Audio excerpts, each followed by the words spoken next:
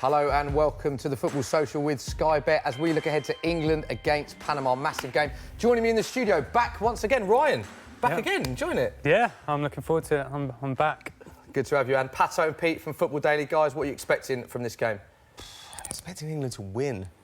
Yeah, I'm basically. expecting a pretty convincing win there. I think you need to be putting teams like Panama aside if you're going to go far in the World Cup. Yeah, and Pete, He's tell us not about your Irish. role today, because you've got a very important role Yes, today. I am in a makeshift social corner right now and I am monitoring the comments in the video below. And if you want to get your questions to the guys, tweet them at Football Daily or at SoccerAM with the hashtag #TheFootballSocial, or drop them in the comments below and I will try my best to get them out to the guys and see what they think about the game and their opinions, etc. Yeah, get your questions in right now. Pato, great show lined up. And we've got a few other bits coming up as well. Yeah, I think we do. I think we've got Akin Fenwa, who's trying to recreate that Tim Cahill volley against the Netherlands from the 2014 World Cup. That's a hard goal to recreate. Well, it upset me at the time. So I think we've got that. Hopefully, we're going to go to a Panamanian bar. Sam Obaseki might be behind enemy lines, seeing what's going on. But I think we're kicking off with Gary Neville, who's trying his hand at making some Panamanian food. Oh, let's have a look.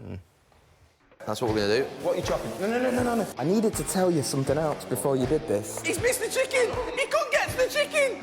He couldn't get to the chicken! Hi, I'm Johnny and I'm here today to show Gary Neville some traditional dishes from England's opponents in Russia. Next stop is Panama and today we're going to make a roasted tomato chicken taco. It's a fajita, isn't it? It is for now. Right. I'm going to show you a cool little way to change that into a taco. Right. The tomatoes, oh yeah. In a quarter. It's my game. This quarters. Just that's Quarters. I mean, it's going to a taco, so you don't exactly need them exactly perfect, do you? It's a tomato. You know what I mean? Yeah. There we go. We're done. Are we done? Right. And these are done as well. Bit big. Your little baby ones are better, so you can pick them up in one bite. Refine your work. Let's try and put a twist on it. Let's try and work it. Yeah. We'll see what happens here. Right, so Let's not waste all of them. I like the fact that you're risking stuff. So when you're cooking for Ilkay Gundogan in the future or Kevin De Bruyne, you can just say there's a bit of a Mancunian red twist on this dish. Yeah. We're gonna fry this. There we go. In the oven. In the oven.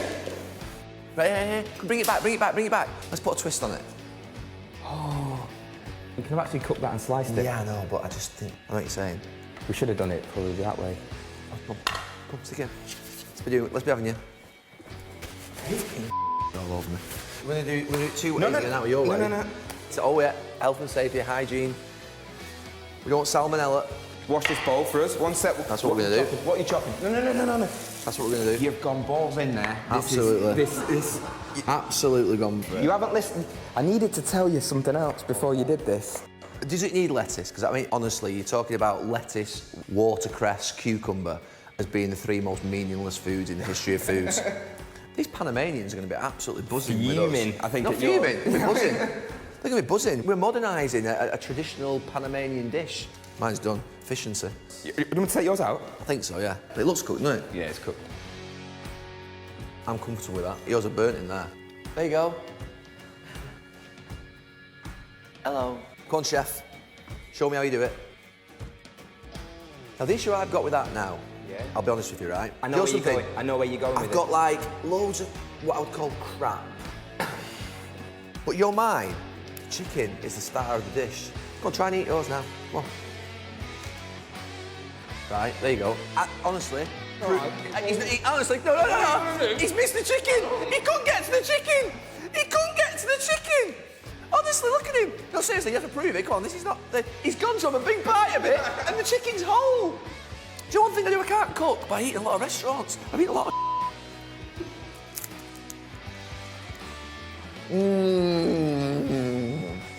Well done. Panama, we did it. The Panamanian taco, manipulated in Manchester. Go global with Sky Bet. Ryan, looks all right, that dish, doesn't it? Yeah, decent to be fair. I don't think Gary was happy with pizzas. with the chicken to vegetable ratio. I don't think Gary was quite happy with that. Right, moving on. The team news is in, so we can bring you... This is the England team that will be going up against Panama. Ryan, very similar side that played against Tunisia. The only change being Ruben Loftus-Cheek in for Dele Alli. What do you make of that? Yeah, obviously that change's been forced upon him through Dele's injury. I think he's right to keep the same lineup and bring Ruben in, because I think when he come on the other day, he made a positive impact. Yep. And I think he deserves his start in this game, so I'm looking forward to seeing him play. OK, and we've got the Panama team. Now, Pato, I know that you are Panamanian expert here. Same team that Panama are going with again. Haven't scored so far, but there's an amazing amount of caps in this Panamanian team, isn't there? The very experienced side. I think 6 of them have over 100 caps, but that's kind of not surprising given that there are a couple of 37-year-olds, a couple of 36-year-olds.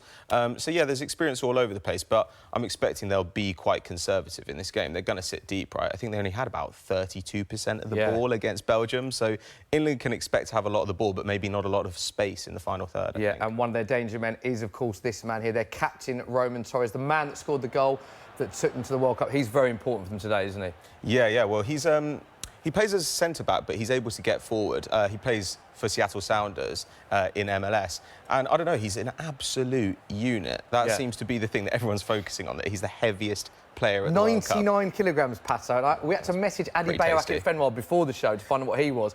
He's 110 kilograms, interestingly, but he is one of the biggest. That is incredible, isn't it? What are you, Ryan? 75. Fine, OK. So he's definitely taken that then. It's a big boy. So that is a big unit, isn't it? Yeah, tournament. Well, I think that in a way, it's going to play into England's hands, I think, because previously we've seen England be a bit susceptible to set pieces, right? You know, there was the goal against Iceland that Iceland scored against them at the Euros. But Harry Maguire coming into this side makes them a lot more secure in the air, and actually Harry Kane defending as well. Both those guys won, I think, 11 aerial duels between them in the previous game, so it's going to be harder for them to take advantage of England at set pieces, I think, though that's going to be what they want to do. Yeah, and we've got some great incentives thanks to our mates at Sky Bet. Place £10 worth of bets on today's match, today's match, England against Panama, and you'll get a £5 free bet. Minimum odds must be 1 to 3, and it's important that you get your bet in before kick-off. You must be 18 plus, and of course, full terms and conditions apply. Plus, we've also got Request a Bet. Harry Kane to score 2 goals. He is in absolutely prolific form at the minute. It is a price boost from 7 to 2 to 9 to 2. Available again before kick-off only. Odds subject to change. See skybet.com for latest. And of course, you must be 18 plus. So let's look at that England team again, Ryan, and go into it in a little bit more detail. You were very pleased with how England played in their first match, weren't you? Thought they started very strongly. Do you expect them to be the same this game? Yeah, I think so. I think the first half hour they were positive. They created lots of chances. It was just a shame they didn't.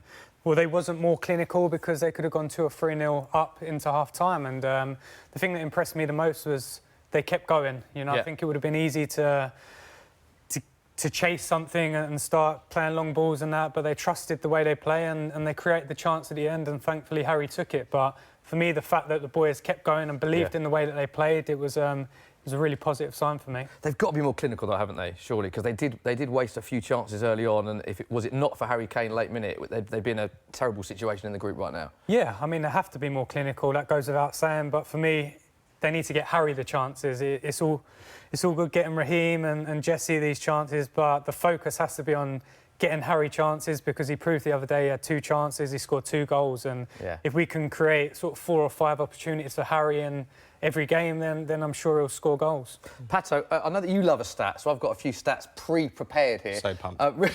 Ruben Loftus-Cheek, career club appearances 57 compared to Dele Alli's 234.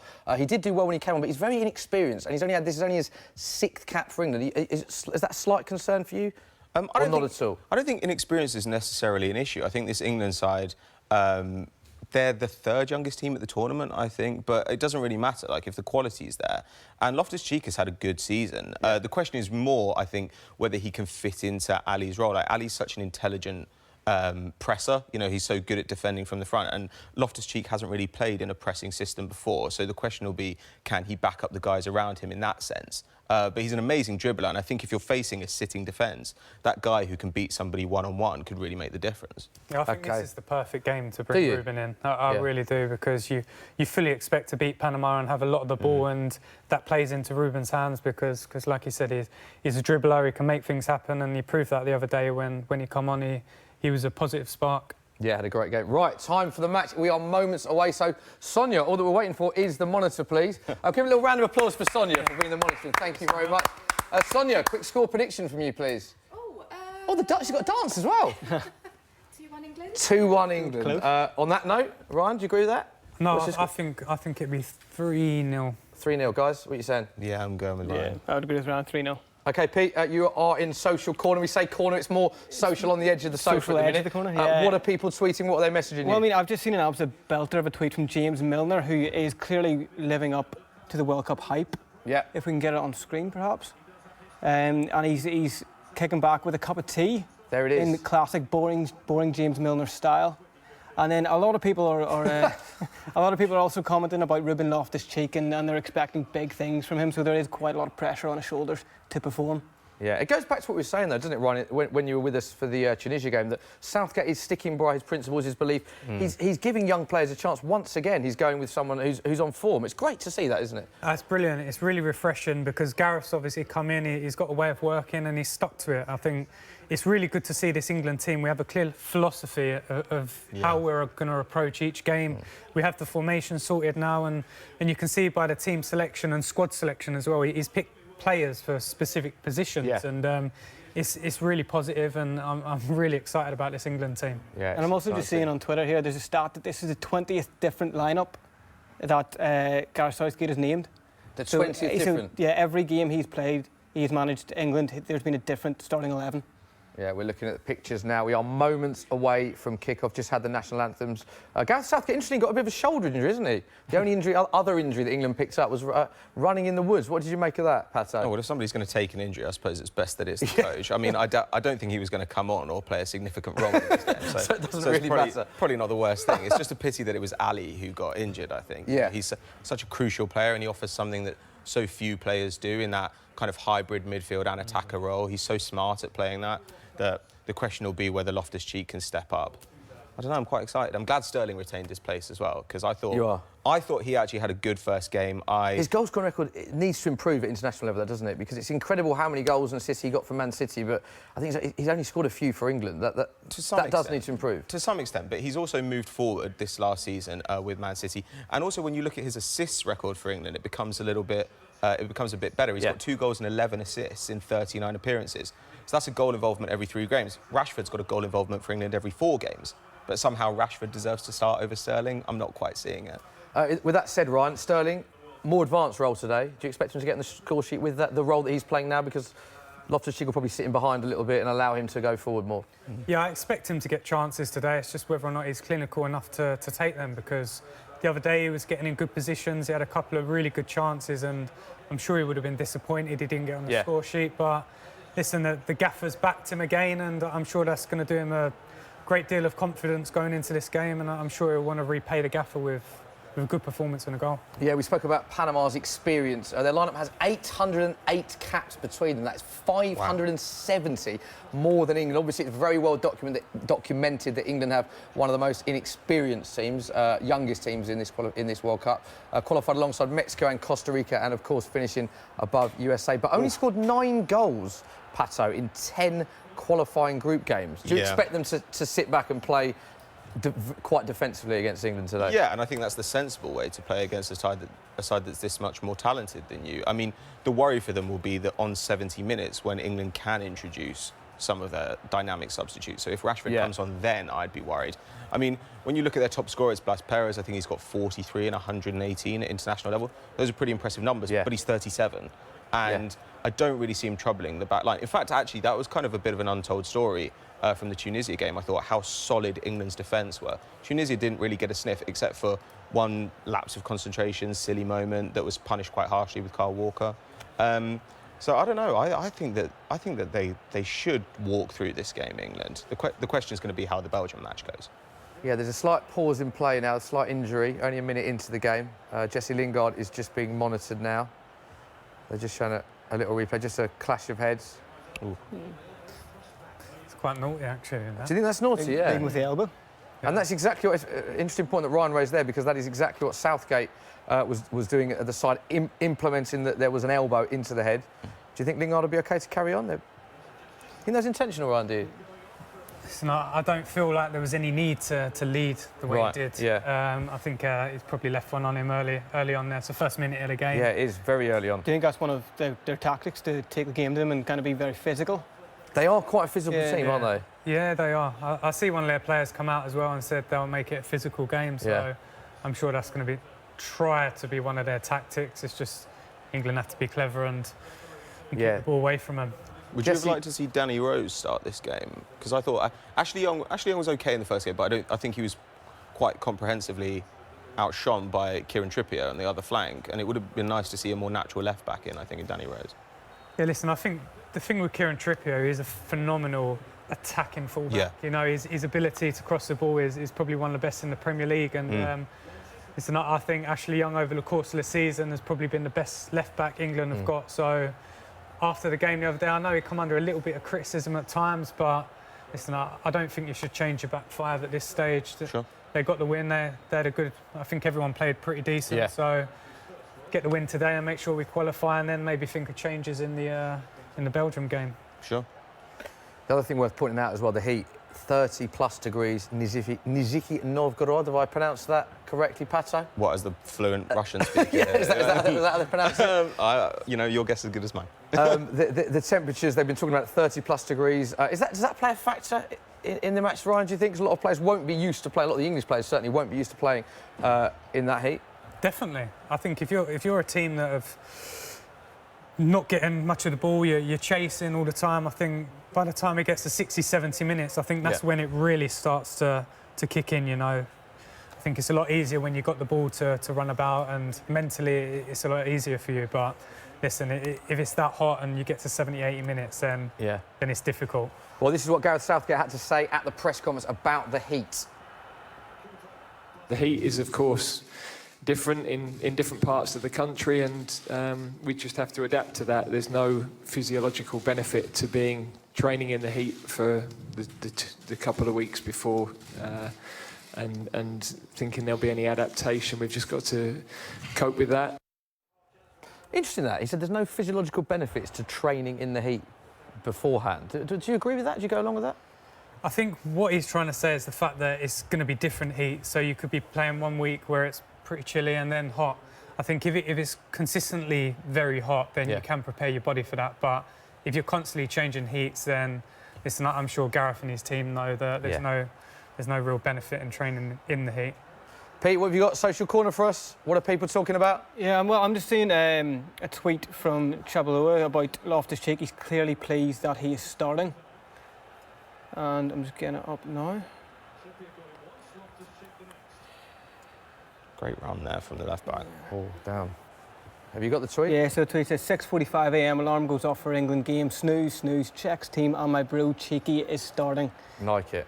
Jumps out of bed, drags misses to hotel lounge to watch game. Come on, boys. That is what the World Cup is all about. Yeah. I love that. Absolutely love that.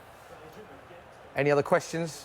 Yeah, one question more generally about the World Cup is that with the big teams underperforming, why do you think it is that these big teams have been stumbling at the first hurdle?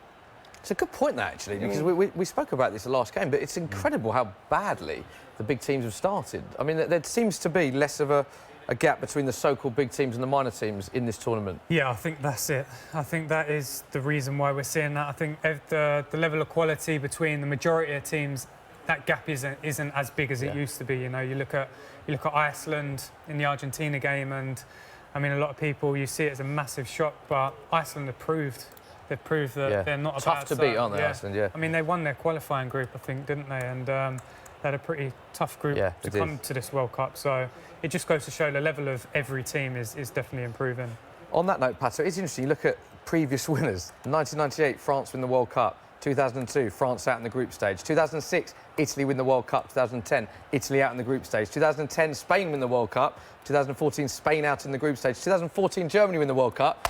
Are they going to go out in the group stage as well? I mean, it's entirely possible. It's an incredible stat, that, isn't it? Yeah, but then again, when you look at it, you can kind of understand why, right? Because if you have a generation who've won the World Cup, then it might be quite difficult to move those guys on. So, for instance, Iniesta's still starting for Spain. Yeah. I would argue he probably shouldn't on the basis of this last season. Yeah, I mean, just because of his age, because of the long season he's had, you see his creative numbers go down this season, his dribble numbers go down, and he's obviously still got a place in the squad. But you can't really rely on him to play every game over the course of a month at the World Cup, which is really intense, right? So, I don't know, I think sometimes teams get a little bit locked into this is our golden generation that won us the World Cup instead of freshening up a little bit more, which perhaps would be a better move. But how hard is that for, well, a manager that's only just come into the squad to suddenly say to Andres Iniesta, the man that scored the winning goal in the World Cup, oh, by the way, you're on the bench now. It goes back to the problem we said that England had with the golden generation, that players were playing by name rather than form a lot of the time. Yeah, I think that was the problem for so long for England's sides. I think... Oh, it's a chance, it's a goal! First goal to England after 7 minutes. And it's John Stones. Completely unmarked. Ryan, great start for England.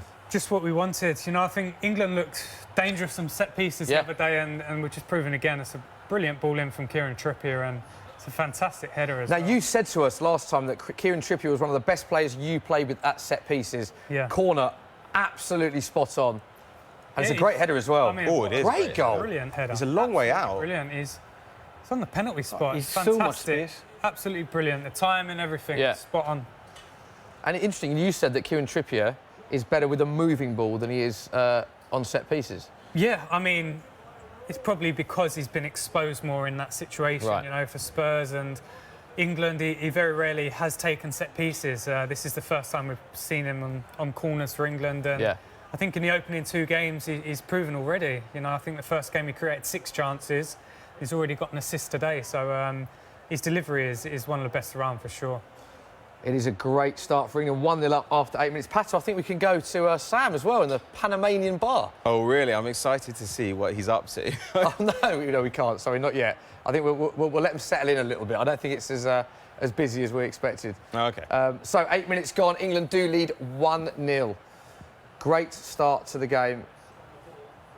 Now, Ryan, with this, now do you expect England to go on? They've done the hard bit and scored early. Do you expect the floodgates to open a bit? Because Panama surely have to come out and attack now, surely. Yeah, well, that's the thing. Now Panama have to come out, and that should play into England's hands with the pace we've got going forward. I think the first goal in this game was massive, because if Panama got it, then they would have sat in and made it very difficult. But listen, Panama have to come out, they have to score, and like I say, that should help England. It's another late challenge. There's been a few of these, haven't there? They're a very physical team. I don't know if it's physical or it's mind games, but that's another very late challenge.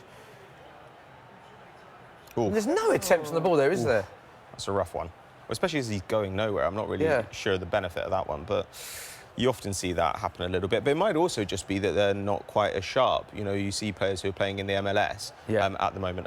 A bunch of these Panamanian players are, and it means that their season is running along a slightly different kind of time scale, right? So if players are at a different point in their season, they may not be quite as sharp as guys just coming off the Premier League campaign. I don't know, that's just an idea. It's good theory. Right, so Panama fans are dejected. Let's have a look at how they got on, how they reacted when that goal went in. These are the scenes in the Panamanian bar in London. Right, I don't know what Edwin van der Sar's doing there in the front row with the blue and white shirt. And he's definitely not a Panama fan. No, he's not. He's not wearing the colours in it.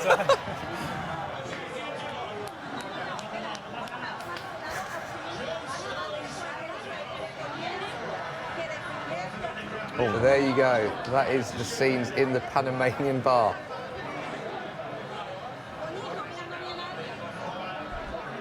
It's filling up. We were quite worried, Pato, at one point, weren't we, at the start of the game, where there was, let's just say, the Panamanian fans left it quite late to get into this bar. Well, I don't know. I think half the population of Panama is in that bar. so it's difficult to find the people, maybe. But there we go. It'll be exciting to see how they react if they score. If they score. Do you think they will score? Can't see it. Nah, not really. It'd be great, though.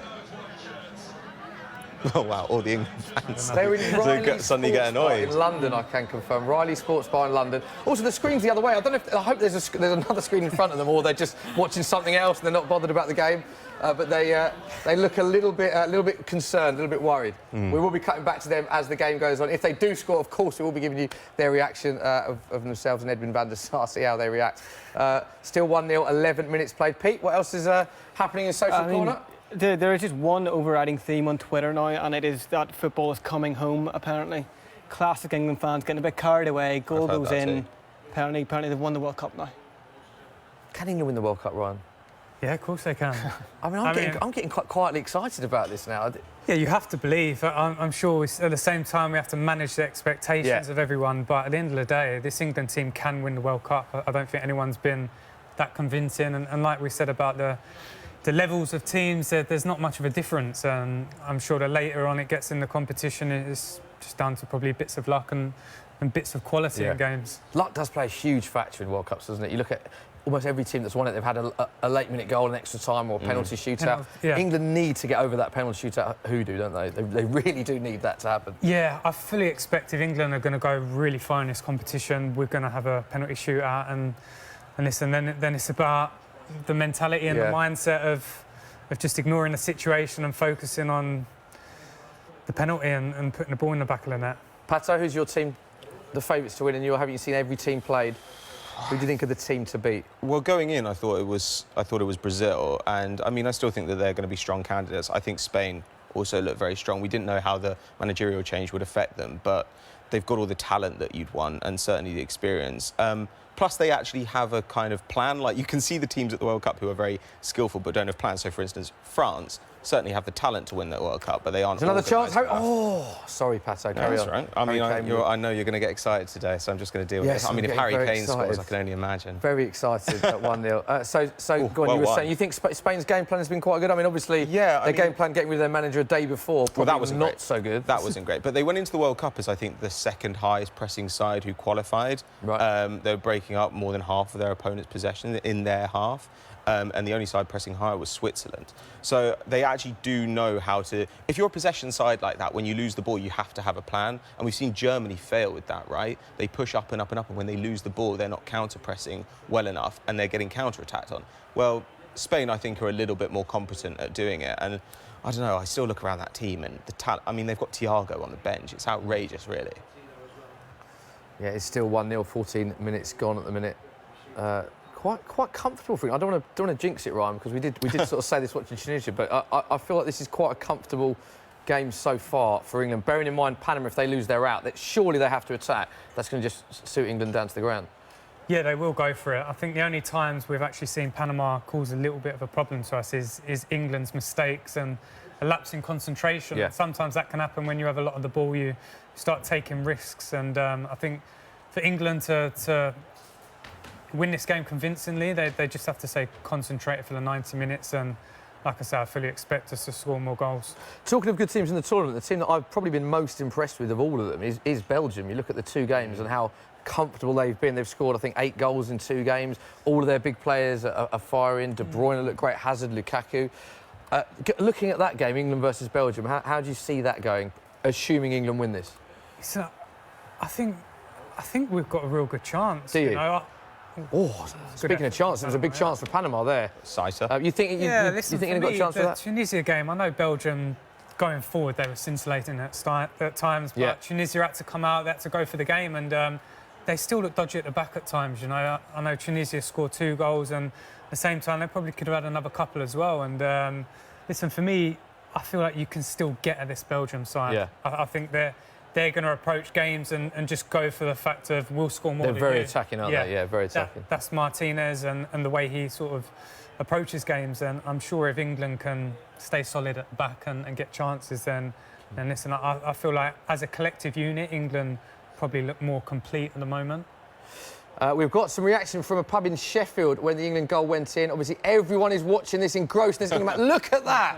That is in Sheffield. Now, that is how you react to a goal going in. Obviously, I don't expect the Panamanians to cheer, but that is how it is done. Is that slow-mo? Look at that. Are they just really... I think that is slow-mo, Brian. I'd like to think that's slow-mo. But look at that. Whenever you see England cheering a goal, which I love about our fans, is that you just see beer going absolutely everywhere. Which reminds me of your story from the last World Cup, when you were watching the England-Italy game. Yeah. But it's just a common theme, but that is at 1-0. So imagine what the scenes would be like if England were to win the World Cup. We can only dream. We can only dream. Pato, we're talking about Belgium. Any other team? Croatia? Croatia have looked quite... So I always... I don't know, because I've been there many times, but I always have a soft spot for Croatia, and I look at them and think they're a team that could do something special. I mean, Modric and Rakitic, too, that's got to be one of the greatest midfield partnerships in the whole tournament. Do you expect them to go far? I really like them to. I mean, I have a soft spot for Croatia as well. The first World Cup I remember is the 1998 one. That was their first as an independent nation. Yeah, and Boban, you know, Stimac, Simic, Bilic. Like, the quality throughout that squad was outrageous. And I don't know. I mean, in a way, I think the way Argentina played worked for them, right? You know, Argentina were pressing really high, and they've probably got the best selection of press-resistant midfielders in the world with, Rakitic and Modric, but also Brozovic, also Kovacic. They're still a little bit thin in some areas of the squad. Their fullbacks aren't amazing, and up front they don't have a huge amount of depth, but they can definitely give anybody problems. They're a bit lucky to exit to Portugal in extra time. They were at very the lucky in Euros. that game, yeah. So I would love to see them go far. I think we'd all like to see, you know, a real dark horse go deep in the World Cup, because it hasn't happened for a while. And Modric, I'd say one of the players of the tournament so far, would you say? Yeah, quite convincingly. I think his overall performances have just been absolutely fantastic. You know, I think he's probably the best centre mid in the world, along with Toni Kroos at times, and he's proven that already. He's scored a couple of goals, but his overall performance is just a joy to watch. And I think a few years ago that was Iniesta and Xavi we were talking about, but now it's definitely Luka Modric and probably Toni Kroos as well. Now, I know you said that England have a chance of winning the World Cup. This is what Southgate had to say about England's expectations going into the tournament. History is not the important thing for this team. They have an opportunity to create their own history, and they should be excited about that. You know, they're a young team who are going to get better and better. I really enjoy working with all of them, and I'm intrigued to see how far they can go and how well they can play, because I think we saw moments of that the other night. Southgate seems to have handled everything that has gone his way with utter class. And every time I watch a press conference or a post-match reaction, he sort of says the right things. He also seems like he's got a very calming influence on his players. Yeah, I think he's, like you say, he's handled everything so well. He's been absolutely brilliant. I think being England manager, that's one of the major parts, managing the media, and he seems very calm. He backs his players, and you can tell he gives them confidence to go out there and express themselves. And it's really refreshing to see at times, because I think England teams in the past, they've... Chance for England. Oh, he's given a penalty. Wow. Big moment in the game. We are 19 minutes into the game, and the referee has given England a penalty. It's about time. There's been a penalty in almost every game I've watched in this World Cup. England were denied 2 blatant ones in the first game. Partial as usual. Unbelievable from the referee, not even going to VAR against Tunisia. He has given a penalty. That is Lingard that's been fouled. Is that a penalty for you, Ryan? Yeah, I think it is. You know, I think my initial thought was it was soft, but now we're looking at the replays. Yeah, you can tell he's come through the back of him, really. Yeah, Escobar on Lingard. It's a brilliant run from Lingard again. He was doing that the other day against Tunisia in the first half, and he had a few chances, and that man Trippier as well, just picking him out on a sixpence again. Pato, penalty for you? I think you can't really complain if this gets given as a penalty. It's really poor defending. On the other hand, like, it's hard to see exactly what in it, you know, is the kind of bad moment, but it's just generally. But he hasn't won the ball, has he? So if you don't win the ball and you make a tackle like that in the box, you pinch to the guy. I mean, it's just stupid, isn't it? But I don't know. Especially as I doubt he's going to score from that angle. At a certain point, you've got to back your keeper Very good to point. deal with it from a tight angle. The penalty has been given. Ryan, your man again, Harry Kane. Do you expect him to tuck this away? You must have seen him take so many of these in training and in matches. Usually, the end result is goal. Usually, wood, you know, he's got a great penalty goal-scoring record. He practices all the time. Does he? And yeah, I mean, after training, he usually it's sort of 3 to 5 penalties, literally every day. So, listen, I'm sure he'll pick his spot and he'll hit it hard. Bit of gamesmanship here from the Panamanians. They're trying to slow the play down as much as possible. Now they're encroaching. So if he gets this, he'll only be behind Lukaku and Ronaldo, right? For the goal. Lukaku is on 4, Ronaldo's on 4. This would put Harry Kane to 3, yes, which would put him 1 behind. And again, they're doing everything they can to slow him down, Ryan. Yeah, they are. They're trying to create more pressure for Harry, but listen, he's experienced. He's a top goal scorer, so... Will that bother him at all, any of that? I don't think so. No. I don't think so, no. He's strong enough mentally to block that out. Here we go. Hopefully. It's a very short run-up for Harry. This to make it 2-0. This to put Harry Kane on 3 goals as he steps up for England. Oh, it's an incredible penalty. Absolutely top corner. It is 2-0 England. Harry Kane with the goal. Come on. What a penalty that was, Ryan. That's brilliant. Now, that's one of the best penalties I think I've ever seen. It's an unbelievable penalty, wasn't it? Yeah, I remember the Ronaldo one against Juventus, and that was top. But this could be a bloodbath. This in the World Cup. Unbelievable penalty. That's unstoppable. I mean, and it's worth pointing out that the run-up is so short as well. Left. Yeah, he's hit top bin. He can generate so much power. Yeah. He's striking the ball so pure. That's technique. That's Shearer-esque, yeah? Penalty, yeah. England 2-0 up after 22 minutes. Can we dream of a 5-0 at this stage? Am I getting a bit carried away, Ryan? Oh, listen, I'm sure Harry will be thinking of a 4-5-0. He'll want to get a couple of goals and even go ahead of Ronaldo and Lukaku. That's the kind of guy he is. And first and foremost, get the win, yes, but we're 2-0 up, 20 minutes gone now. So, like I say, stay concentrated and score more goals. It's a very good start for England, but unfortunately for Panama, should I say, it's not the best start. This is the reaction in the pub. Here we go as the second goal went in. That's harsh. At least they're reacting now, Ryan. There we go. I mean, there's some empty chairs, so presumably some of them have already left. She looks particularly devastated. I'm sure she won't appreciate the camera zooming in at that point. 2-0 down. It is looking very bleak for Panama. Don't forget, Panama have to win this game to have any chance of qualifying. Worth pointing out, though, to be fair to them, we're saying that the bar isn't that full. There's only 250 people from Panama that live in England or that are currently in England. 40 of them are in that bar. That is, as a percentage, very high. Yeah, that's pretty good. I was hoping you'd help me out there, Pato. It's very high. Yeah. That's impressive, isn't it? Yeah, well, I mean, I think this is my favourite thing about the World Cup, that people who are not Riley's interested. Oh, yeah. I spend all my time there. But I think people who are not normally enthusiastic about football get enthusiastic about it. It's like the Olympics in that sense. Like it's genuinely exciting, especially after a season where, as an Arsenal fan, it wasn't terribly enjoyable at times. It is, of course, about a sixth of the population. I know that because it was just fed down to me through my ear. Thank you, Mike. As we carry on with the game, it's 2-0, and it's just sort of slowed down a little bit.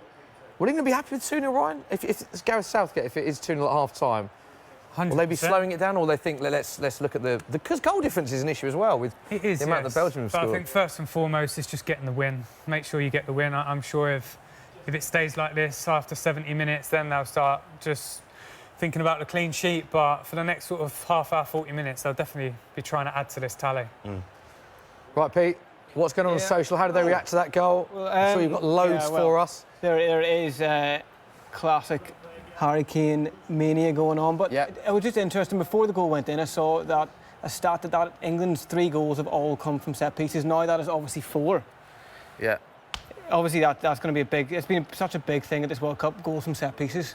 I think 13 out of England's 18 shots in the first game came from set-piece situations, which I actually don't think is necessarily a bad thing. I mean, England can create from open play, but I think, when you're an international manager, you've got a limited time to coach your players, right? So it makes sense to work on things like set pieces, which can give you like a really big return for quite little investment, time-wise. Do you see that as a good thing or a bad thing? The fact that we haven't scored from open play. I mean, I think that's quite a positive, that we are scoring penalties, we are scoring corners, but are you concerned that we haven't scored from open play, Pato? It's not like England don't look dangerous from open play. Like, I mean, if they were absolutely toothless, but the thing is, you're pushing forward, and quite often, there are guys getting muscled out who are winning corners through beating 2 or 3 men. Like, I mean, it's not necessarily a bad situation so long as you do have other weapons in your arsenal. And I think against other sides who come out at England more, they probably will get more opportunities from open play. Against these sides who are going to sit deep, is probably your best weapon. Ryan, a lot of the questions we had from the first game, loads of people on social, as you remember, were saying, get Vardy on. People wanted to... Do you expect a Vardy to come on in the second half, that kind of sub? Do you think he'll play any minutes? Because the fans certainly wanted him on in the first game. Yeah, potentially. I mean... He scored 20 goals in the Premier League last season. He deserves his opportunity in this World Cup. I personally, I feel like the Belgian game will probably suit Jamie Vardy more because they play higher up the pitch and there'll be lots of space for him to go and exploit. I think these games where it's more intricate and teams sort of sit off, that's not really Jamie Vardy's strength. Yeah. But like I say, that Belgian game, I expect him to start. I think if England win today, guarantee qualification, then I think it would be probably sensible to start Jamie Vardy and hopefully get him on the score sheet as well because he's an asset. Yeah, he's a top player. And we can hear from Jamie Vardy now. This is what he had to say yesterday. Just got to keep going. You've got to make sure that you're putting the effort in on the training field, getting into the gaffer's plans, hopefully get your chance and then make sure that you stay there. How annoying is Harry Kane when you're trying to get his spot and he goes and scores 2 goals in the opening game? It's not annoying at all. At the end of the day, we're all here for one reason. We want to keep winning as many games as possible, and he just popped up with 2 goals that have got us the 3 points. Everyone who's even the 23-man squad are all going to be needed at some point, so you've just got to obviously stay focused, keep putting the effort in and hopefully get your chance, and that's when you've got to make sure it counts. It's always an interesting question, that, Ryan, isn't it, when they ask a player if they're happy with the player that's playing ahead of them doing well. Obviously, it's a tough question to answer. Do you think that England could implement a system where Vardy could play with Kane, should they need to in this World Cup? Yeah, definitely. I think Harry has the intelligence to drop off and play more as a 10 at times. Obviously, you want Harry to be up there getting the chances, but in games where teams play higher up and give you that space, Jamie Vardy is a massive asset to any team. And later on in the competition, I feel like Jamie Vardy may be needed more, you know, if we're chasing games or even if we're 1-0 up and looking to see out games. I think instead of bringing on a defender and going deep, I think it would be probably wise and braver to bring on Jamie Vardy and stretch the opposition defence and create problems for them. A quick word on Panama, Pato. Is there anything that we should be worried about? England fans should be worried about watching them? I mean, can you see any way back for Panama at all, or it's going to be it's difficult. A struggle, isn't it? It's difficult at 2-0, isn't it? I mean, they've had a couple of sighters in this game. I know they've got a guy called Adolfo Machado who's got this really long throw on him. Yes, and apparently this has been useful for them, but they scored 9 goals in 10 in qualifying. Yeah. It's quite difficult to see them making a breakthrough, especially against this defence, which has looked, to be honest, pretty comfortable so far. Yeah, they're on the attack now, though. Did you see the attempted throw-in the other day? I did see the attempted throw. What do you make of that? Oh, it was just comical, wasn't it? I mean, you say attempted throw. He didn't actually attempt it. I don't know what he was trying, to be honest. It was brilliant. It's been a great World Cup. I tell you what, it's a chance for Panama as they're doing. Lost his head. Right, Ryan, we have got the Sheffield bar. We can go back to the Sheffield bar to see how they reacted to the second goal. And because you asked if it was in slow-mo, we've got it in real time as well. So this is the scenes in the bar. Oh, we sped it up. We sped it up, Ryan. There you go. Look at that. That's more like They're going even more crazy. Can you just imagine that? That's the scenes against Panama. Imagine what would happen to this country if England won a World Cup. We'd have a holiday for a week, wouldn't we? It should be a national holiday, yeah, amazing. For sure. I think it's weird because this tournament, I feel like I'm seeing less flags, less excitement at times around the country. But the further we go into the competition, obviously that will come back. It's probably the first tournament we've gone into in a number of years where the expectations were a lot lower than previous years. So that's definitely played into the team's hands for sure. Definitely. And I've just seen on Twitter here that as England captain, Harry Kane has now scored 9 goals in 7 games. Wow, as captain. As captain. Yeah. It's interesting that, because they say that sometimes it can give more pressure to players wearing the armband, but to a lot of other players, it works the opposite, doesn't it? Yeah, Harry's the kind of guy that's always wanted that. He's wanted that pressure. He puts the pressure on himself, you know. He comes out and he's constantly saying he wants to be up there with the best in the world. He wants to challenge Ronaldo and Messi. And to him, having that armband on him is just about pride, you know. It's a pride thing for him. Pato, Golden Boot, talking about the players there. Who do you expect? Who do you think are the sort of front runners for the Golden Boot? I mean, Ronaldo's obviously out ahead at the moment, and to be honest, normally if you get 6 or 7 goals, you're pretty much nailed on for the Golden Boot. He's already got 4. But it really depends how far Portugal go. They're going to be out of the group, and their game plan will probably work well against the bigger sides. Plus, of course, takes penalties, plus takes free kicks. You'd kind of back him. I mean, Diego Costa's an outside shout as well. Like, obviously not as high up at the moment, but Spain are always going to create chances. Diego Costa's also completely capable of making something out of nothing, like he did for that incredible first goal against Portugal. So yeah, Diego could have a good World Cup, but I think the smart money's on Ronaldo, right? Lukaku as well. I mean, Lukaku must have been a bit gutted he got taken off yesterday, because Batshuayi came on and had 4 chances. I mean, Lukaku could potentially have had 4 goals yesterday. Do you think Lukaku's got a shout? Because surely Belgium they're going to go quite far in this tournament. You'd like to think. Yeah, I guess the thing is I'm just less confident in Belgium than I am in Portugal and Spain. I mean, if it were just about Lukaku, then sure. I mean, Lukaku's an amazing player. He's had a great tournament so far, and I mean, his ability to find space in the box is something that's really kind of underplayed about him. People always want to talk about how big and strong he is, but actually, I think he's pretty decent in link-up play, and he's got so much creative talent behind him that you'd always imagine he's going to get at least a couple. The question is whether Belgium can keep them out at the other end. Another half chance for England there, Ryan. Another one of your former teammates as well, and again from another set piece. Yeah, I mean, for me, it's really encouraging seeing the opportunities we're creating from set pieces, because the latter stages of the competition, there's less chances and the emphasis is more on set pieces. You know, some games are decided on a special set-piece routine or losing your marker. And listen, every set-piece we're getting at the moment, we're looking dangerous. Yeah, we do look very, very good from set pieces at the minute. Pace of the game just slowed a little bit. England have the ball in their own half. Oof. Oh. Just seen Jermaine Genius on Twitter as well saying that Trippier is slowly becoming England's most important player. The guy doesn't stop creating chances. Wow. And it is true. He's been arguably England's best player, bar Harry Kane, I think, this tournament so far. Would you agree with that? Another one of your former teammates, JJ, Ryan? Yeah, I think he's pretty much spot on there. For me, the most important player in this formation is probably Jordan Henderson because his spatial awareness and the positions he takes up, it gives the freedom to the likes of Lingard and Loftus-Cheek to run forward and be braver. You know, I think Trips will get all the plaudits because he's creating so many chances and all the good stuff that he does, it stands out. You know, but the good stuff that Jordan does, you probably don't see it at times. And you know, it's great to see Trippier creating so many chances because, like I say, for me, he's the best crosser in the Premier League, and he's proven at this World Cup that he's probably the best crosser at the World Cup too. So it's definitely great for England. He's had a great start to it. Do you think England will play with this same formation? Should they come up against the likes of Germany or France or a stronger opposition in the latter stage? Do you think Southgate will stick to the same formation? Yeah, I believe so. I think the only thing that he may change against a bigger nation would be adding another striker. You know, I think sometimes you probably think, oh, not to play two up top against the big boys, but listen, for me, when you've got 5 at the back, you can afford to do that, and especially someone like a Jamie Vardy or a Welbeck or Rashford who can stretch the defence and create space for the midfield and everyone else on the pitch. So I think he'll stick with a 5 at the back. It's just whether or not he goes with Harry as a lone striker or another striker up there with him. Just watching a replay of that Harry Kane penalty, which you described as one of the best penalties you've seen.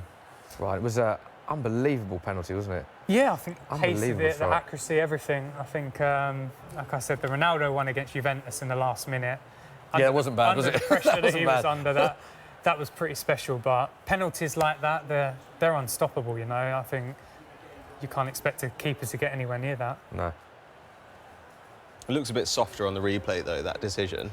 Jesse Lingard looks a little bit luckier, I think. You think? Having watched that back a couple of times, yeah. Well, let us know what you think. Let us know what you think in the comments section. Pete, what are people saying about the penalty? Was it a penalty? Was it not? I mean, maybe we get a little poll going, see what people think. I'll put up a poll now, but the overriding opinion was that it is a penalty. I think the rationale is if you give the referee an option to give a penalty, you can't really complain when. And he didn't win the ball as well. So whether it's soft or not, if you don't win the ball, I mean, Pato made a very good point earlier. Why he's making that challenge there when it's probably not a real goal-scoring opportunity because he's moving away from goal is I don't know why the defender's making that challenge in the first place, but it was given. Kane stuck it away, and it is 2-0 England. Another half chance. Oh, what a goal! What a goal! Unbelievable goal! Surely that is England's goal of the tournament. Jesse Lingard has just scored an absolute belter from outside the box, and there is the dance. Ryan, what a goal that was! That's just top quality, that. I spoke about keepers not getting near Harry's penalty, but that finish there is absolutely brilliant. Absolutely beautiful. Oh! I mean, it's never mind one of England's best goal of the tournament. That's one of the goals of the tournament, surely. Far too much. Opens up his body, absolutely top corner. No keeper in the world is saving that. What a goal.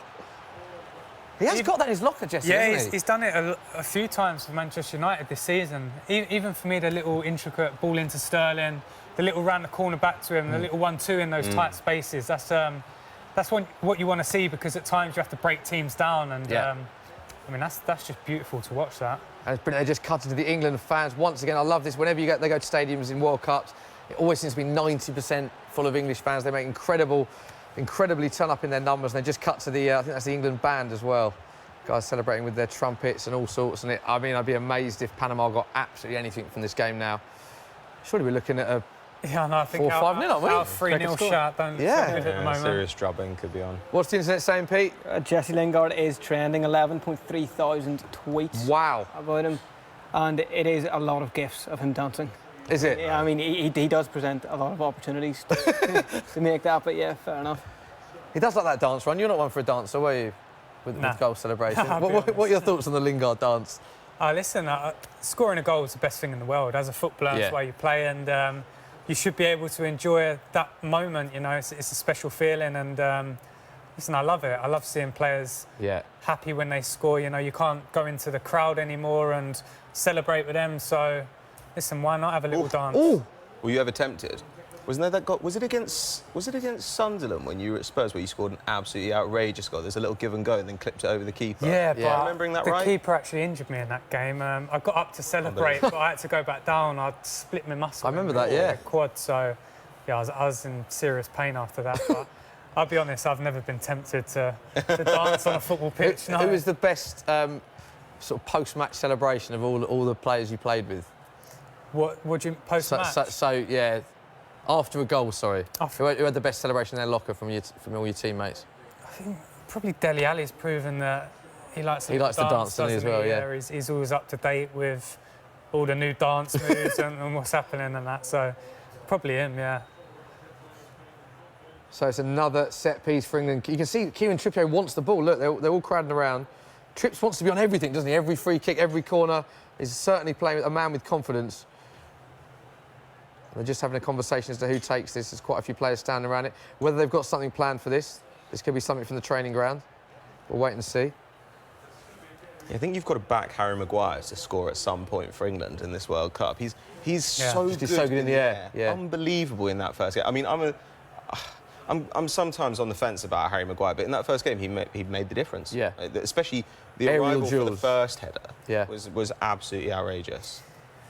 The Panama centre half, you said he's 99 kilos. I can't imagine Roman Torres. Yeah, I can't imagine Harry to be far off that, to be honest. Really? Yeah, I'm sure Hayes is well into the 90s, yeah. Well, they're coming up against him. They're just standing over the ball. Trips wants it again. Trips wants absolutely everything. Ashley Young's with him as well. And there's just a bit of a hold-up from the ref. Only 5 minutes before the break. England looking for a fourth goal. It's a really big team, actually, this England side. You know, with Loftus-Cheek. Oh, it's oh, wow. Wow, what a goal. England have gone 4-0 up, and they've worked on that. Right, Yeah. we said they were all standing around as if they were practicing something from the training ground. What a goal that is. England are on absolute fire. And it's another set-piece run. Brilliant. You know, you said about working on it. There were 7 players around the ball before that free kick was taken. Yeah. So there was obviously in discussion with something, and the routine they've done is just worked to an absolute T. Because they were all standing around. They've obviously planned. There's no luck involved here at all. It's an unbelievable bit of play. What a ball that is. Just onside, he looks to be. Just Definitely onside again. onside Kane knows it there. across. Ooh, I don't know Sterling about should score there, really. But Yeah, does I well. think Raheem would be a bit disappointed Yeah. he didn't score, to be honest, but... But once again, to his credit, he's in the right place at the right time. Stones for his second. John Stones on the goal score sheet. Lovely bit of play from Kane, Sterling. Keeper makes a nice save. And there is John Stones. Straight from the training really ground. Smart header as well. Directs that up. Yeah, that would make it the perfect performance, though, wouldn't it, if Raheem Sterling could score a goal as well? Because the hatred for Raheem Sterling will just always perplex me. I'd love for him to get on the score sheet. Always gets in the right place, as you said again, Pato. Finds himself in the right areas. Probably should score in that situation, but once again, he's always in the right areas. He's very much a team player, and he's certainly someone that you could. I wouldn't take him out of the team. He does so much apart from score. Yeah, you know, build-up play and things He's like not that. an amazing I think they're finisher. just checking the goal on VAR to see if it was offside or not. They're going back to VAR. Now, this would be a real shame for England if this goal was ruled out. They're going to VAR. It does No, they stand. allowed it. What I love about VAR when they cut to them, they're all wearing the full kits. It's brilliant, isn't it? Love that. Absolutely love that.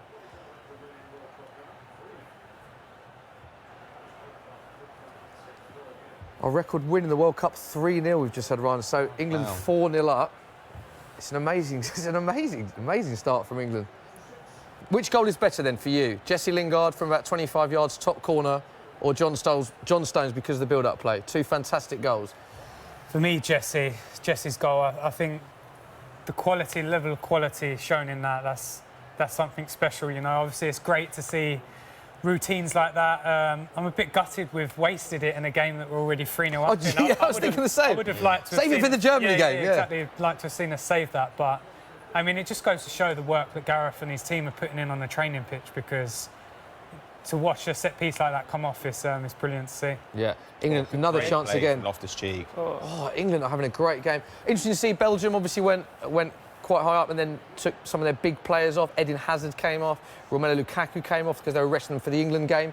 Do you think Southgate will look at this and think this is job done and he might rest the likes of Harry Kane, give Jamie Vardy some game time, or would he Yeah, I mean, job will definitely be done. I'm sure from Harry's point of view, he'll want to stay on and get those goals. You know, you speak about Lukaku missing out on so many opportunities. I don't know whether Lukaku got a little slight knock in the game yesterday because Martinez come out and said that he's gonna make some changes for the England game. But from Harry's point of view as a striker, you want to stay on, you want to play the minutes. You know, you can't imagine Portugal to substitute Ronaldo in 60, 70 minutes. But I don't think Ronaldo would let them do that. Exactly, yeah.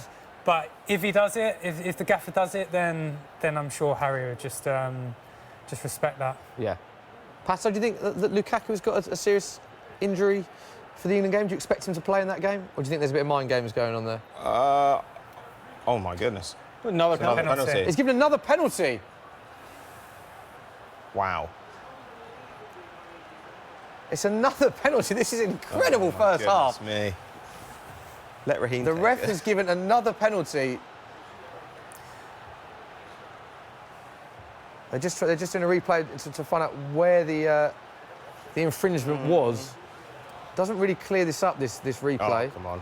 If you're going to put the other arm around as well. To be fair. Oh, it's just silly. I mean, it's just a carbon copy. It is a penalty, isn't it? It's exactly what Tunisia did against England. And when they've got VAR, why would you do this? Well, exactly. Very good point. Well, I just don't understand. That is a blatant penalty, but the question is, why does the defender do that? Especially having watched Tunisia against England. That is embarrassing from a defender's point of view. Unbelievable. Because they're going to get from that. and they'll get someone sent off if they carry on like this, and then they will get humiliated. I just don't understand it. Interestingly, Harry Kane steps up again. Now, mindset, when you've already taken a penalty against the same keeper, psychologically this is hard, isn't it? Yeah, I hated this. I mean, when I was younger, I always used to take penalties for like the Tottenham youth team, the reserves. When I went out on loan at times, I took penalties as well. And to take a second penalty, I hated it. Really? Yeah, I didn't. Is that because you're second-guessing yourself? Yeah, to a certain extent. I mean, I was my penalty routine changed over the years. I mean, the older I got, I looked at what the keeper was doing and reacted to that. But when I was younger, I kind of picked a spot and went for it. And I think when you've already scored one past them, that whole mindset and mentality, and it just changes. They've seen you run up, they've seen how you approach it to go a certain way. So, is he going to dink it? We saw Harry Kane dink one against Liverpool, which was saved. No, You'd be surprised if he dinks it? I'd be surprised if Harry dinks it in a World Cup. I would be quite shocked. Yeah. Okay.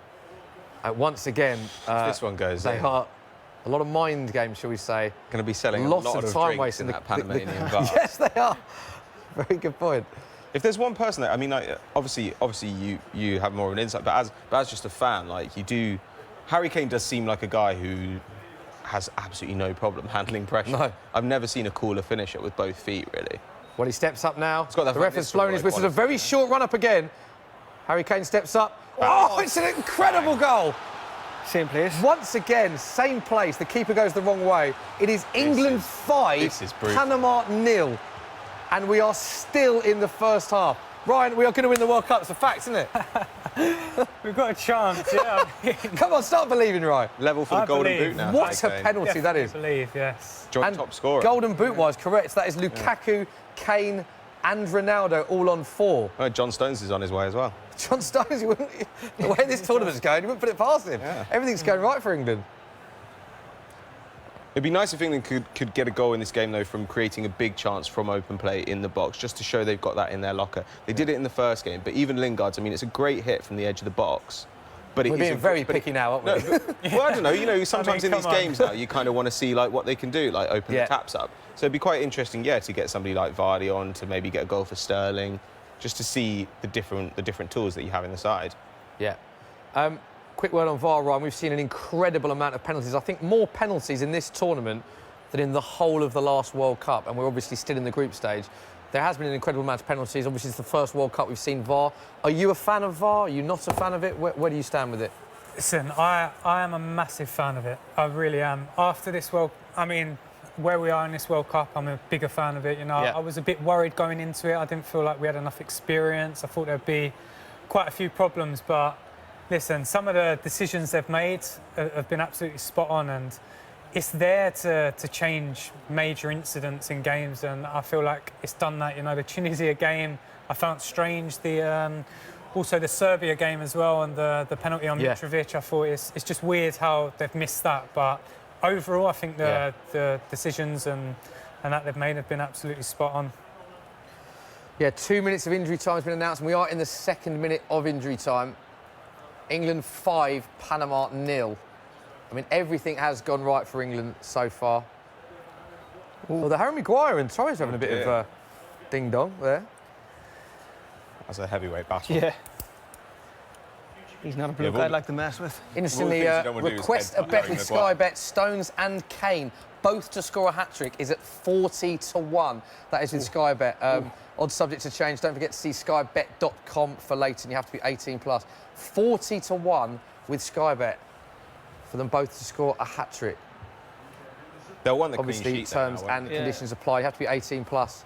The way this game is going, I wouldn't put it past England to score a few more. And also, we mentioned the group. Obviously, Belgium have been in great form. 5-2 and 3-0 their 2 games. This is big for the group as well, isn't it? Because if England and Belgium draw, it does come down to goal difference.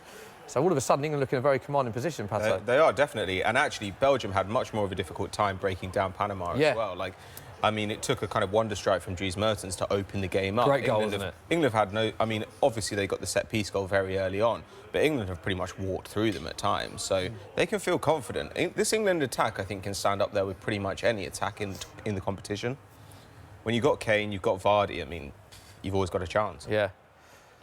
Also just seeing an interesting... So there it is, half-time. England 5, Panama 0. John Stones with 2, Harry Kane with 2, and Jesse Lingard. Everything is going right.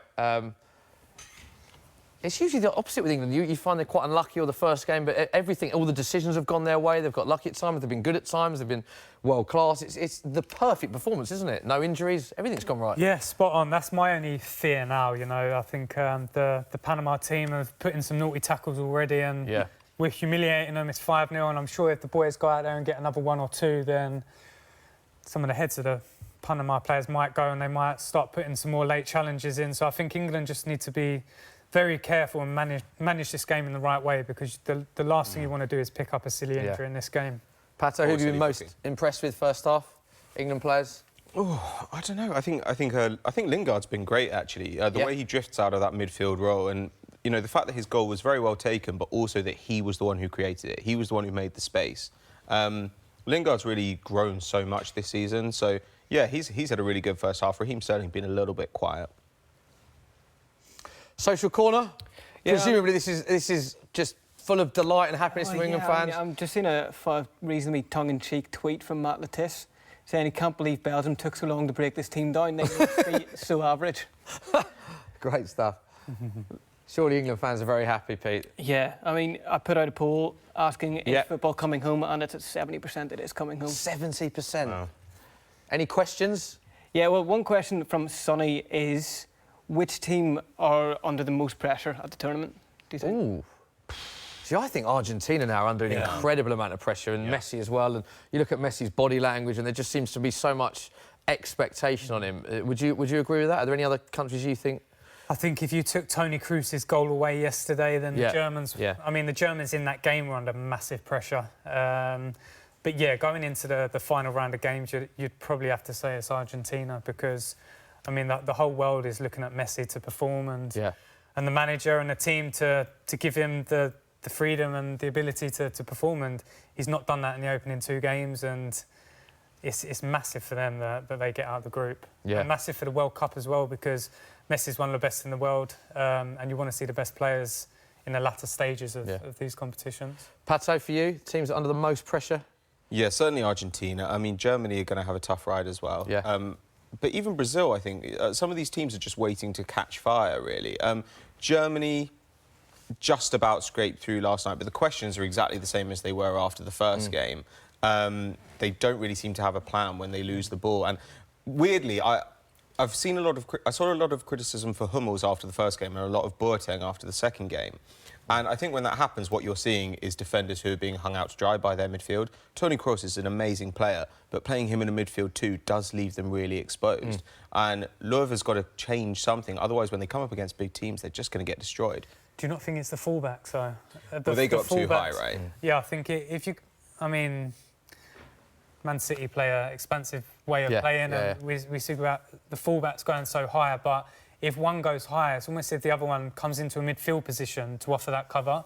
With the Germans, I'm not seeing that. I'm seeing 2 centre-halves and 2 fullbacks, almost the highest up the pitch. Very high. So that space, from a midfielder's point of view, it's very difficult to manage that space if the ball breaks down. I just feel like their whole organisation in possession is so wrong. Yeah. And like you say, hanging out the defenders to dry, I agree, because they look a bit lost at times. You know, they're having this possession-based football, but they don't really know where they're going with it at the moment. It's strange to see that from the Germans. Isn't it? Yeah, very strange. You expect them to be quite robotic and methodical. Never write them off, though. Yeah, I mean... Never write them off. Yeah, I mean, Goal was actually, they massive for them. started the last World Cup a little bit slowly. Yeah, they did, Lahm was playing in midfield, and it was only once they were able to move him back into defence, I think once Schweinsteiger came back from injury, that they started to pick up a little bit more.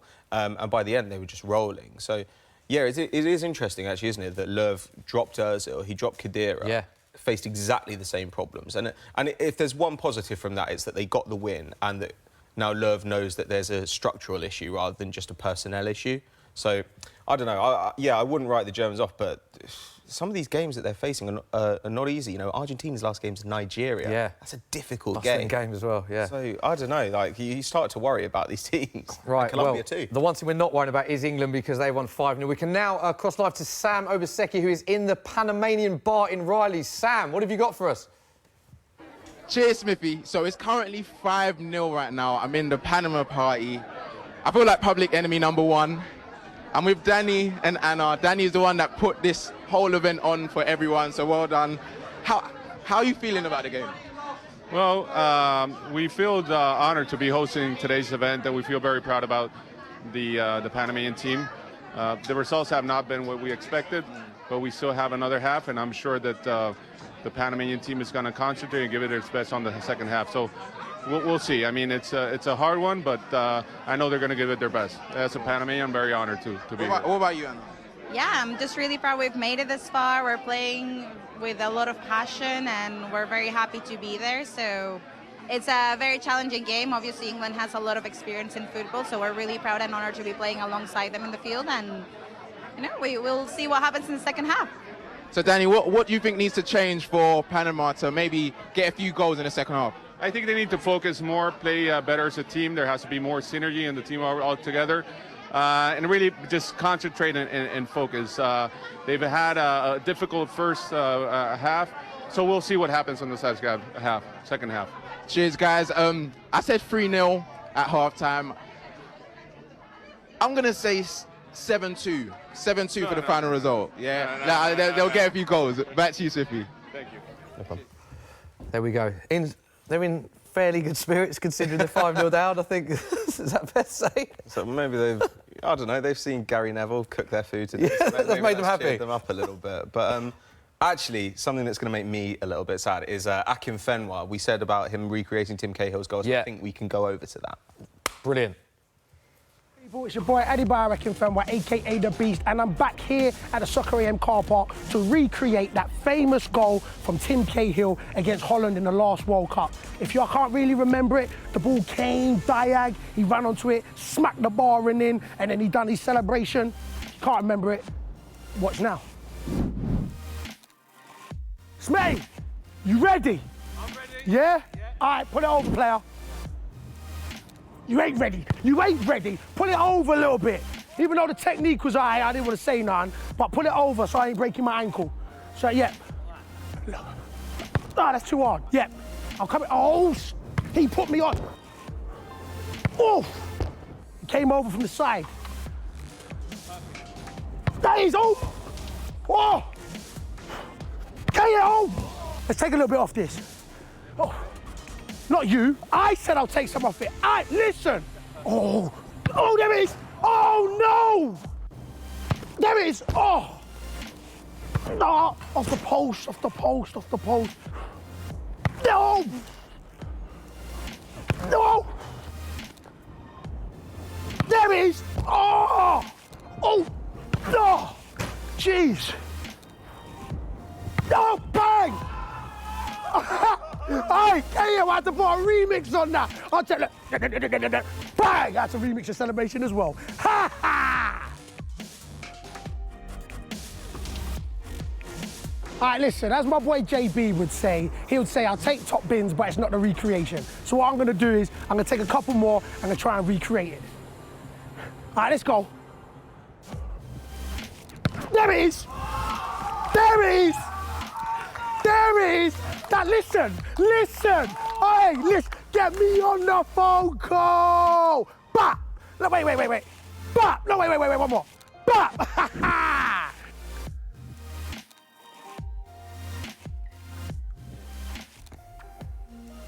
Decent checkers again from Bayo, Ryan. Impressed? Yeah, impressed. You know, Bayo, I'm quite close with Bayo because we've got the same agent. And, we're good mates in that. He's a player that's... I mean, all you think about is the sheer size of him. But yeah, and he hates that as well, that people just think about that. Technically, he's very good as well. Yeah, I mean, he's scored almost 200 career goals. Yeah. I mean, you don't do that unless you're a very good striker. So he's just a good... He's a good and he's guy, a great personality as well. Top bin, and then the next one as well, off the bar and in. Brilliantly, there's a great price boost from Sky Bet. England to win 7-0, which could happen. 5-0 up already, don't forget. England to win 7-0 is a price boost from 7-2 to 9-2. Odds subject to change. See skybet.com for the latest. Don't forget, you have to be 18 plus. Full terms and conditions apply. Second half. How will England approach second half, Ryan? Are they just going to try and score loads of goals, or are they going to sit back? From seeing that game, the last 20 minutes in that game, they were still on the front foot looking to score. And I'm sure if you're an attacker in this second half, you're going to want to bag some goals. You know, it's a great opportunity to score at the World Cup. You know, from Harry's point of view, he'll want to get a hat-trick. From Sterling's, he'll want to get on the score sheet. And I'm sure they'll go out there at least until 70 minutes anyway and really attack this second half. A lot of the pundits singling out Trippier. You quite rightly said had a very good first half, Pato. Yeah, it really looks like he did. I mean, having that outlet. But also he's improved defensively. I don't know if maybe it's the fact that he's got Kyle Walker there covering that makes him more confident in getting forward. But under Pochettino, I mean, his defensive side of his game has really come forward as well. I mean, obviously they're going to want to keep this clean sheet. But who knows, maybe they even would like to try a formation change in the second half in case they'd need that later in the tournament. It might be a good opportunity to trial some different things with kind of no risk of it actually going wrong for them. Now, if you thought that we went crazy in this studio when the goals went in, you've got another thing coming because we've got some scenes of Newcastle, Sheffield and Norfolk. This is how they reacted. This is Newcastle. They love their football up in Newcastle, Ryan, don't they? Yeah, they're passionate fans, them lot. Look at that, great scenes up in Newcastle. Sun is shining as well. This is Sheffield. Look how packed this bar is in Sheffield. Look at this. Look at the beer again, Ryan. Going absolutely everywhere. They'll be queuing at the bar. And even in Norfolk. Great to see. Flags everywhere. Beer everywhere. I think people are genuinely starting to believe... The problem with this result now, Ryan, is that people will genuinely start to believe England can go all the way. Does that put the pressure on that England haven't had? Does it suddenly... They go into Belgium thinking... I think the problem with this result, it probably raised the expectations of the country. You know, of course, we have to believe. The players have to believe. Everyone has to believe. If you're going to win it and want to achieve things, you have to believe. But I think the most positive thing about going into this tournament was the expectation levels of the whole country. I mean, after these two games, they're going to be a lot different, aren't they? They are. We haven't spoken about Ruben Loftus-Cheek. Obviously, he was the one change. Pato, what did you make of Ruben's first half? I thought it was relatively quiet. I mean, he showed some good pace and drifted into the wide areas quite nicely. Yeah, I mean, in a way, they haven't been tested defensively, which is where you'd expect him to maybe have some deficiencies. But yeah, I don't know. I imagine he'll grow into the game as it goes on. But it might just need... This is just a nice 90 minutes for him, really, isn't it? To kind of like figure out how he works with these teammates. Pete, social media, got any questions for us? Yeah, what are people talking about? I've got a question here from Jess, and she's asked, will England's youth and inexperience see them struggle in the knockout stages of the tournament?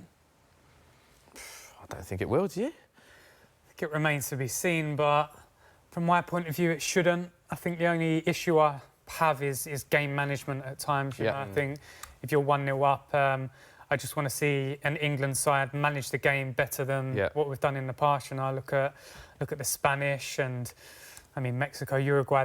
They manage the game in a different way. It's the way they've been brought up, a culture of getting the job done. And hopefully, if this England team have a tight game, they can manage it and see it out. But I don't think it should affect them. You know, we're we're energetic. Yeah. We know what we're doing. We're organised. You can see that from the first 2 games. Here already. come the players for the second half. The players are out. A Sterling goal would be nice second half, Pat, as you said earlier, wouldn't it? Yeah, very much. Is that the only other thing that to make England's day perfect, do you think? Clean sheet, Sterling goal, that'd be great. A Rashford goal and a Vardy goal off the bench as well, maybe, like 8-0 victory. I mean, you just want everyone to score. Everyone to score.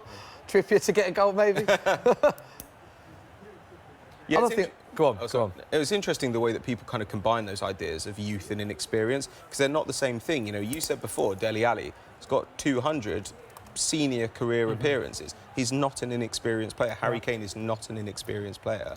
So these guys do know how to handle big games. The fact they're young shouldn't count against them. If anything, it should make England excited about the World Cup after this one. Yeah. I can't wait for that World Cup already. We have got some odds, thanks to our mates at Sky Bet for the Golden Boot. Here they are. Harry Kane, 5-2. There he is, Ryan. Cristiano Ronaldo, of course. Whenever you see any Golden Boot odd for any tournament Ronaldo's playing, and he's always up there. He is 3-1. Romelu Lukaku, 4-1. John Stones, 250-1. That is with our mates at Sky Bet. Don't forget, full terms and conditions apply. You have to be 18+. You wouldn't bet against Harry Kane, would you, now? He's for the Golden Boot. Though that just then, that was Anandario Gomez, who's the coach of Panama, talking to Southgate, and it did look a little bit like he was saying, 5 is enough. Don't humiliate us. I don't know. I mean, is there a little bit of a feeling like that? If you're really battering a team, do you think, let's not actually try and humiliate these guys? Yeah, I think from a fellow professional point of view, it depends in the manner in which you approach the game. You know, this England team, they look honest, they're not taking liberties, they're approaching it in the right way. If they were trying to showboat and really humiliate them, that's when it can get a bit nasty. But listen, I don't have any worries about this England team taking it across that line. No. From their point of view, they'll want to go and score goals. I mean, they're at the World Cup. It's an opportunity to fill your boots and score some goals. No changes at all for England, by the looks of it. Same team that started the game. Do you expect some subs to come soon, Pato? Do you think England will start resting some of their big guns? I don't know if they will. I don't know if Kane will want to come off. Maybe if he completes his hat-trick before 60, 70 minutes, you might see him come off. But you were saying before it, we were talking about Danny Rose, and you were saying that he's not match fit, or at least he's played relatively little down the stretch. So maybe that would be a good substitute to make in this game, just to make sure he's sharp before you go into Belgium, before you go into the round of 16. Those are the kind of subs you can afford to make in this situation, right? Yeah. I mean, you mentioned there that Harry Kane won't want to come off. Will Southgate worry about that because his main concern is just keeping players injury-free, isn't it? Yeah. I think it all depends on the way in which Panama approach this game. You know, if he sees some late challenges and some nasty ones, then it's a lovely ball. He'll probably look at protecting his players. But if that's not the case, then listen, I know 100% Harry will not want to be coming off after 70 minutes. So you guys, as the England fans on the couch, what are you kind of hoping for at the World Cup, and what are you expecting? Like, where would you want England what is to get success, to, as you're asking? Yeah, pretty much. I think the benchmark has to be quarter-finals and further. I think there is an assumption within the country that if England don't get past the quarter-final stage, it's not failure, but it's sort of disappointment, or it's minimum expectation. I always think is quarter-finals, and I think that's very realistic, having seen his performance as well. I do too. I also look at the competition, and you think of the great sort of Brazil teams in the past, French teams. There isn't a team in this tournament that I think, wow, we have to avoid that team. I think England on their day, I'd quite fancy them against Argentina, against France, against Germany. I don't know what you think, Ryan, but I don't think there's anyone that really scares me out there in the World Cup. No, I mean, no one stands out. I think England probably looked one of the most convincing teams in terms of their philosophy and how they approach the game. The Spanish, obviously, they know what they're all about. They have a way of playing. Even the Portuguese as well, they're pretty set in their ways, and obviously they're European champions, and they're going to go into it full of confidence. But listen, I think the other big boys, the Brazils and the latter stages of the competition, they'll probably grow into it. Here we go, chance for Sterling. This is Sterling's chance. Oh, great tackle from the keeper. Good tackle from the keeper there, Pato. Wins the ball, doesn't he? Really Lovely pass from Kane through. Nice link-up play there from Kane and Sterling. It'd be interesting, actually, if England got Argentina, Germany, Portugal. It might be a chance to exercise some of those demons that they've had over the last kind of 20 years. But you're looking at a situation at the moment where you might see you know, 4 or 5 of the teams who are rated as having the best chance of winning the World Cup being on the same side of the draw because they've underperformed. So, arguably, England have actually got one of the toughest teams they could possibly play in the group stage coming up. And so it would be nice that then they can't play them again for a little while. Well, that was famous in Euro 2016, wasn't it? Portugal famously were in the side of the group that avoided all the other so-called big teams. England were on the other side, France on the other side, Germany on the other side. And Portugal had quite a nice route, didn't they, to the final? They didn't win a group stage game, did Portugal came third, so in the old system would not have qualified from the group stage. They won 2 games in extra time, 1 in a penalty shootout, and were quite lucky in the final as well. But I mean, their fans won't care because they won the tournament. But you can get lucky with the draw. It was interesting yesterday. We were talking about who England would play if they win the group. But actually, you might find that coming runner-up, you get better opponents because so many big teams are struggling to win the group. Oh.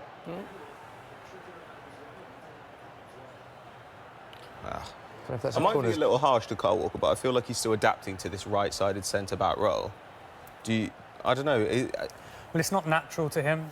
That doesn't come natural, you know. I think he's not a footballer that the first thing that springs to mind is you don't think of his football ability coming out from the back. What you think of is pace, power, driving up and down that wing, being an attacking fullback, and it will take him time for sure. I still think Kyle's best position is right back in a 4, but it's just the level of quality that Kieran Trippier is showing that you have to fit Trippier into this team because he's affecting games, isn't he? Well, it's interesting we talk about Kyle Walker playing in that new role. This is what he had to say about that the other day.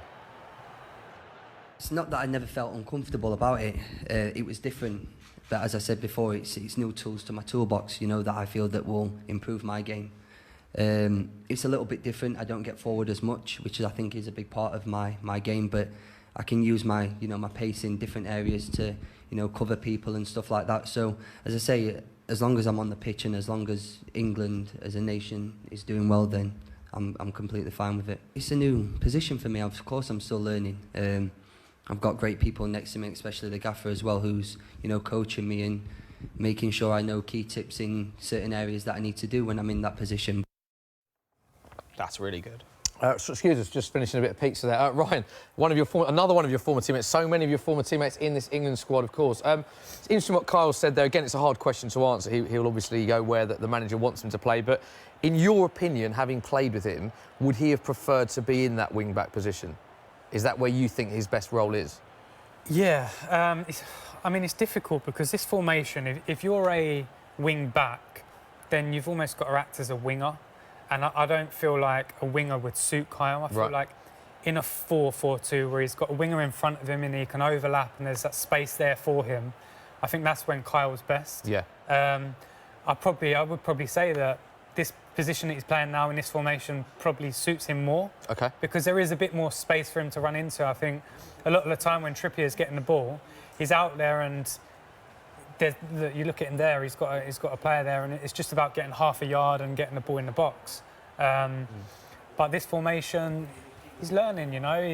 He's played that position with Pep quite a bit, so he's definitely improving as a player for sure. It's interesting that both were at Spurs for quite a bit of time as well, and that Poch never experimented with both Walker and Trippier. It's only started in the England squad. Are you surprised at that, or do you think that the formation that Spurs had at the time, they didn't need to? I think the personnel as well. I think you look at that Tottenham back 3, back 5 or whatever, you think of Toby Alderweireld, Jan Vertonghen. I mean, Eric Dyer was playing in that central role. Now you've got Sanchez as well, You have to play to your strengths sometimes, and the personnel, and that Tottenham team, when they played 5 at the back, or 3, if you say, they had 3 top centre-halves.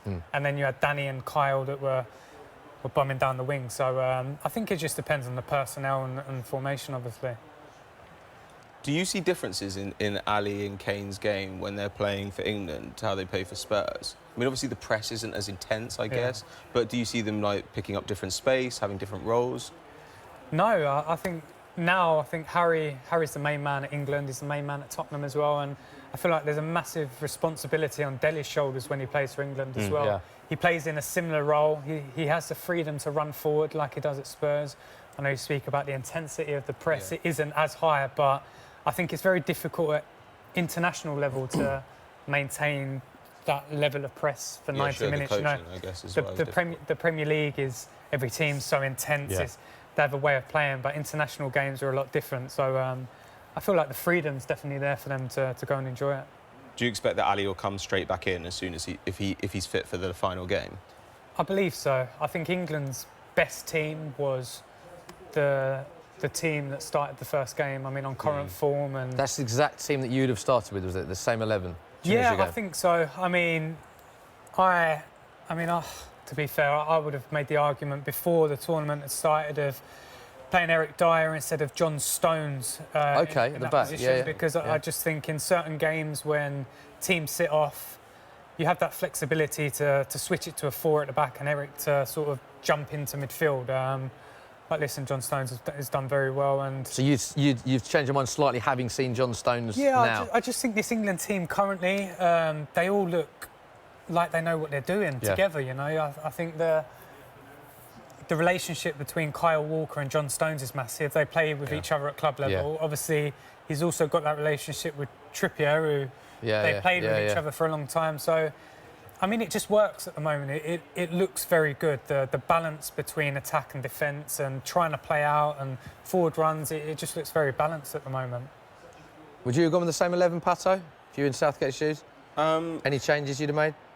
I'm a really big Danny Rose fan, so if Danny Rose is fit, I play Danny Rose. But at the same time, I'm not kind of in the camp, so maybe he's saying I'm not quite there yet, fitness-wise. Who knows? But again, for similar reasons, you know, because of his relationship with the guys around him, because of his relationship with Dele Alli. And I just think having a natural left footer on that wing is a bit more of a weapon. But if you're attacking outlets, the right, then it's no real issue. Like, the thing is about this England team, it's kind of strange in a way, I guess, to play with 3 at the back, given that I'd say the centre-backs are maybe the weakest area of the squad. But Southgate is just... Even in the first game, you were saying earlier, I remember that I think they're probably the weakest defenders, but you think of Harry Maguire's strength, John Stones' strength, and that is being on the ball. Yeah, that's true. I think what this 3 at the back does is probably give them less of a responsibility. Protects them a little bit. Defend 1v1. Yeah, that's true. But it's interesting that they've... like, Southgate is so clear on his plan, because you were saying earlier that in the Tunisia game, you were impressed by the fact that the players kept going, but it was also kind of impressive that Southgate didn't do what a lot of managers do when they need a goal and just start chucking on strikers. He trusted the system and said, right, we're going to put Rashford in for Sterling, we'll put in Loftus-Cheek, and kept the system playing the same way, you know, and trusted they'd make the breakthrough. Like, that's quite heartening, given the way some managers have tinkered in this tournament. Yeah, but in all of his press conferences, he keeps saying, believe in the philosophy, believe, you know, don't change. It's almost like he's saying, like you're saying, let's not just chuck a striker on and panic. You know, trust the system. They've obviously worked on this in training. And he does have a very calm head on his shoulders. I don't think he is the one to just chuck loads of strikers on. It was like, do you remember England-Iceland in the Euros? When England went behind, it was like, we sort of brought Rashford on, I think then Vardy, and it was just like, we just chucked strikers on the whole time. And it was so disjointed. No one really knew what was going on. Obviously, at that point, it was panic stations because we were going out. But I don't feel that you get that with Southgate. I think I think he'll be very calm up until the latter stages. Yeah, and I think you need that. I mean, that's something, especially that might be an advantage with younger players, right? That you've got a guy who can kind of explain his system to them and is going to be rational about it. Is going to take their opinions into consideration. You know, you've got actually a lot of these kind of cult leader managers in the Premier League at the moment. You know, you look at Pochettino and Klopp, the way that people really just buy in and would just kind of die for them, it seems. And it's nice that Southgate, I think, shows his faith in the players and gets them involved in the process. It means that they have a stake in it beyond just kind of turning up and, you know, wearing the shirt. I feel like, particularly the way he handled the Danny Rose thing before the tournament, you know, where Danny Rose was talking about his struggles and talking about his worry for his family going into the World Cup, and Gareth Southgate didn't just kind of act like he'd never heard this before. It sounded like they talked about it and they had a plan for how they're going to support their players in the World Cup. I think that's really important with young men to kind of protect them. It's a good point, actually. You know a lot of the players, Ryan. Do they have a great respect for Southgate? He seems like a manager that they can often go to. And every England player that I've heard speak says that they can relate to him because he's also been to a tournament and done that before. That's a big thing, isn't it? Yeah, it's important that someone's had that experience of being in their shoes. Obviously, Gareth's got that. But not only that, I think what he's done is created an environment where everyone wants to be, you know. I think at times we've seen past players that are retired now come out and say they didn't enjoy going away with England. They hated tournaments because they're away from their family and their friends, and I'm not getting that vibe from the players that I'm speaking to. You know, they're enjoying it, they're loving it. I mean, they're at a World Cup, they should be enjoying it. I think that pressure isn't on them at the moment, and that's full credit to the manager. You know, I think it does help that we've not got a team full of world-class players. You know, we've got one, for me, stand-up player, like I say, in Harry, but what he's got a squad of players that are all together and they're unified. You know, I think in the past we've had individuals and probably little cliques within the squad, but there definitely don't seem to be that at the moment. And you can see on the pitch the togetherness. It's really good to see. There does seem to be. I mean, we never know because we're not in the England squad, of course, but there does seem to be, just from pictures and videos and social media and everything within the camp, an amazing togetherness and sort of team spirit that I've not seen before, or not seen at that level in England squad. I mean, even you see pics from training, you see them in the pools together, you know, you see them acting as photographers. There just seems to be like, there is an incredible togetherness in this England squad. Yeah, you need that. I mean, if you want to be successful, you need that. The thing that it's annoyed me so much in the past watching World Cups and that is when the Mexicans score, the whole bench get up, the subs get up, they celebrate, and you can tell that they want the team to do well. I think sometimes in the past we've seen England score and no reaction from the people sitting on the bench, but thankfully this time it seems as though everyone just wants the team to do well, whether you're sitting on the bench, whether you're in the team, whether you're in the stands, it doesn't matter. You want the team to do well, and listen, you need that to be successful. So it's 5-0, but it's a bit of a slower start to the second half. We have played 15 minutes, half an hour left to play, and it's still 5-0, so no goals in the second half. England just sort of a bit of a slower tempo, Pato, to this game, isn't it? Yeah, well, I mean, half. It's good for England to learn how to defend with the ball, right? Because we're seeing teams defend in different ways in this tournament. You know, Portugal, Mexico, they defend without the ball. They just kind of sit deep, bunker and counter-attack. But sides like Germany and Spain want to defend by just holding possession and denying it to you. So it's good for England to be able to do this, just take the sting out of the game, pass it around, and if an opportunity presents itself, that's good too. Yeah. A couple of subs, Ryan, look like Fabian Delph and Jamie Vardy. So who do you think will be coming off for those two? It's difficult. Not going to bring Kane off, is he? Surely on a hat-trick. I'd be surprised, but then if he does, you can't blame him. You know, you've got to manage him for the rest of the tournament. In terms of Fabian Delph or Harry Kane. It's a goal! And that's Harry Kane. Is that Harry Kane's goal? Harry Kane hat-trick. I think Loftus-Cheek is just... We're just talking about the dilemma that Southgate's gone. He might bring him off now. He might bring him off now, yeah. Does he bring him off? This is now genius management if he brings him off now. Ruben Loftus-Cheek with a strike. It's just hit off Kane. When your luck's in, it's in, Ryan, isn't it? I mean, everything Kane touches, he didn't even know about that one by the looks of it. It's come off his heel, hasn't it? And as it stands, he's the top scorer at the World Cup. He's got 5 now. Yeah. I think he's offside. He might be offside, though. So, interestingly, it took a wicked ricochet off Harry Kane. Didn't know anything about it. But it goes in the back of his net. It is Harry Kane's goal, but they are going to VAR, it looks like. I think they've given it, Ryan. Okay. Wow. Every goal is seen by VAR, of course. The referee looks like... Does he look confused there? Or does he... I mean, what are they doing? Just waiting, maybe, to have the feedback.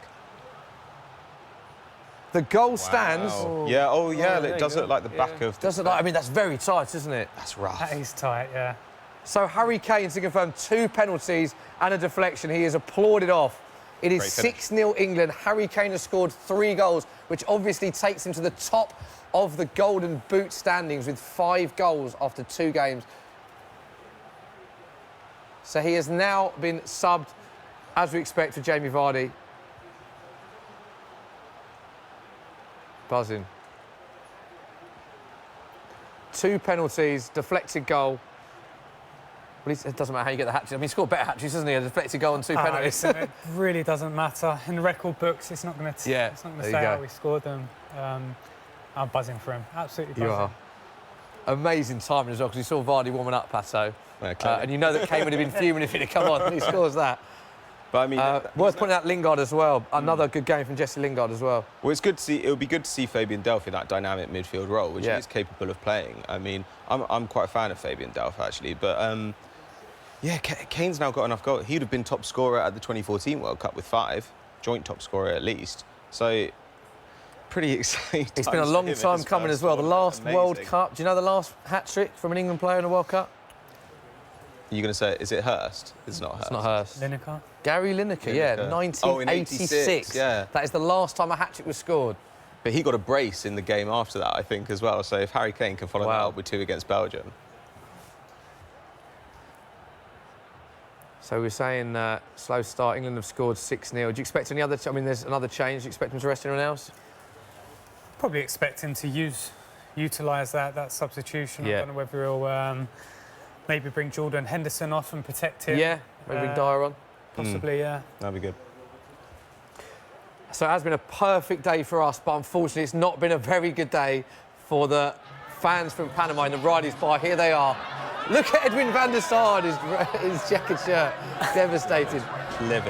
Apologies to them for cutting to them 6 times during the day, just to show their dejection. And what I love about this, Ryan, is every time we cut to them, there's another empty chair. They're sort of slowly going. By the time it gets to 7-0, I think there'll be about 3 people there. Ooh. But once again, worth reminding you, 250 people from Panama in this country, 40 of them are in Riley's, so credit to them. Great effort from going down to support their team. Shame the team hasn't been up to much. Probably could have done with them out there today. They could have done, yeah. So I think at this point, I mean, England are probably going to get out of the group, is my take. But who would you want to play out of the teams in Group H? Senegal, good Colombia, question, that, isn't it? Japan and Poland. Because Senegal look like the class of that group at the moment. They look fantastic. And can I just say, one of my favourite teams in it for their camaraderie, their dancing, their togetherness. Absolutely love them. I think they've been a breath of fresh air for this tournament.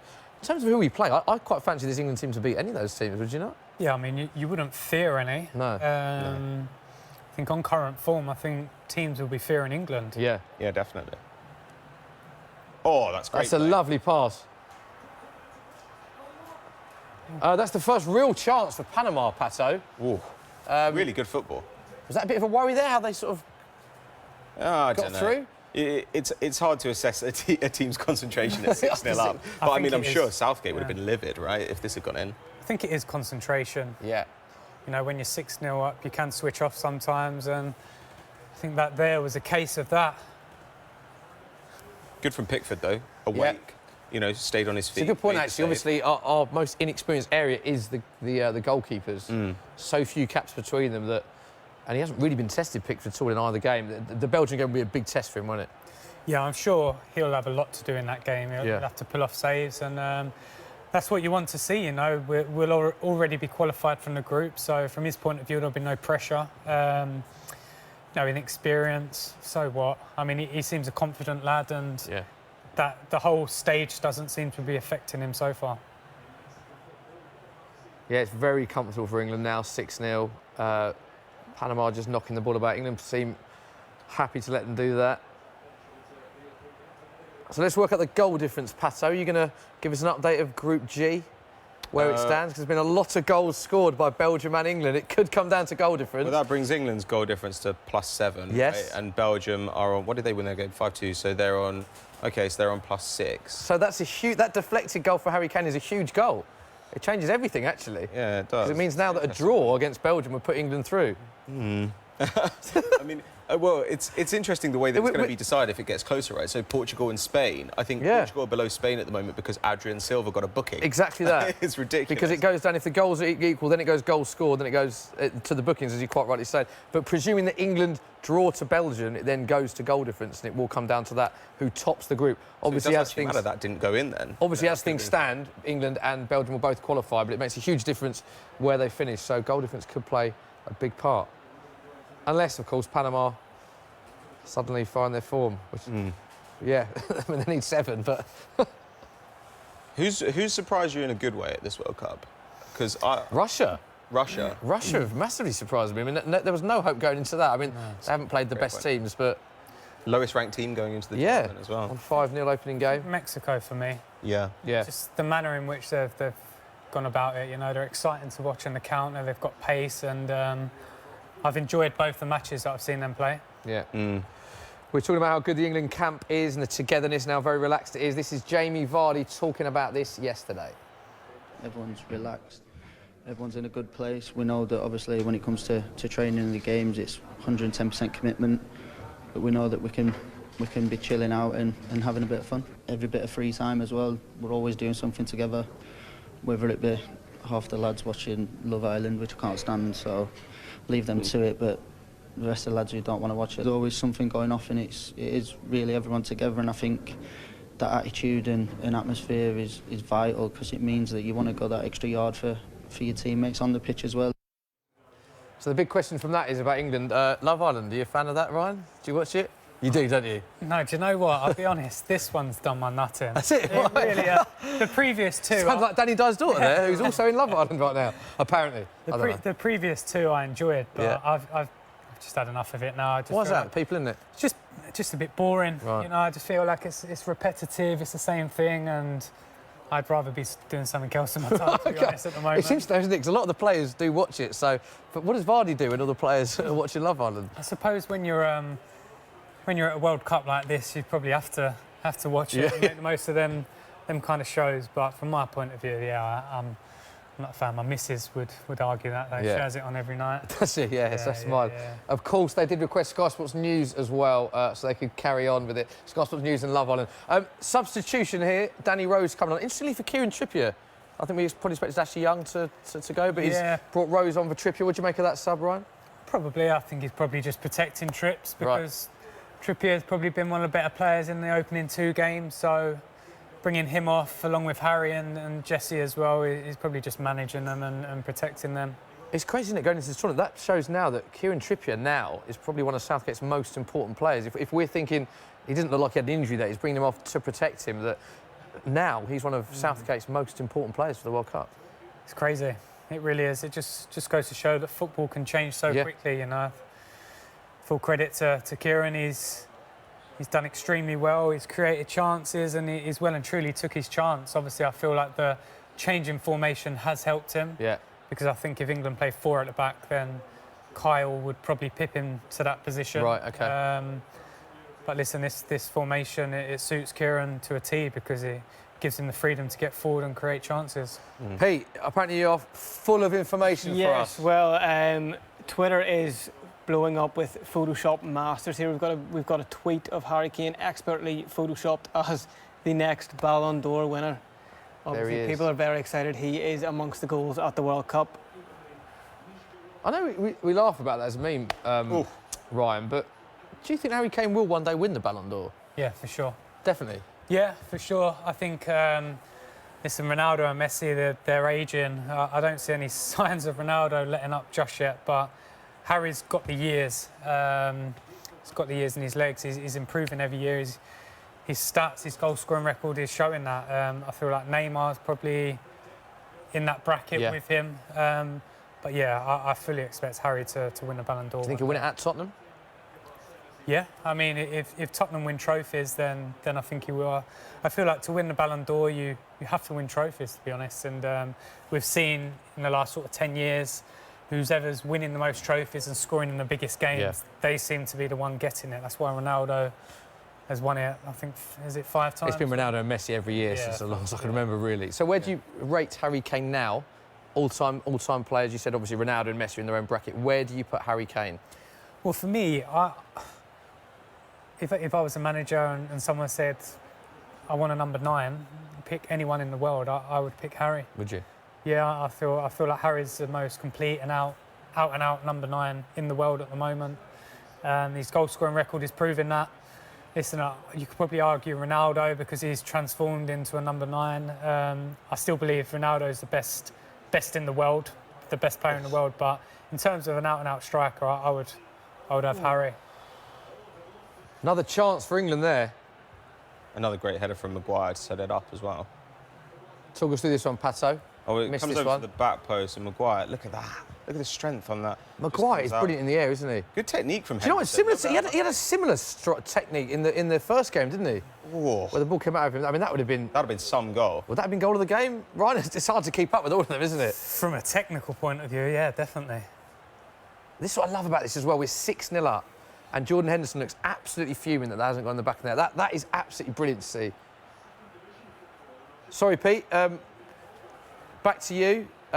Anything else from Social Corner? Just going back to Harry Kane, I put up a tweet about 10 minutes ago, about 10 minutes ago, about who's going to win the Golden Boot between Kane, Ronaldo and Lukaku, and Kane is running away with it. Is he? 54% say Harry Kane, 26% say Ronaldo, and 20% say Romelu Lukaku. Wow. No outside contenders. No outside? Nobody has commented below. Do you think Mbappe or Griezmann, some of the French lads somebody might? was saying John Stones. John Stones. Outside chance. It's been a slow start from the French. Hasn't it? When Yeah. you compare them to the teams.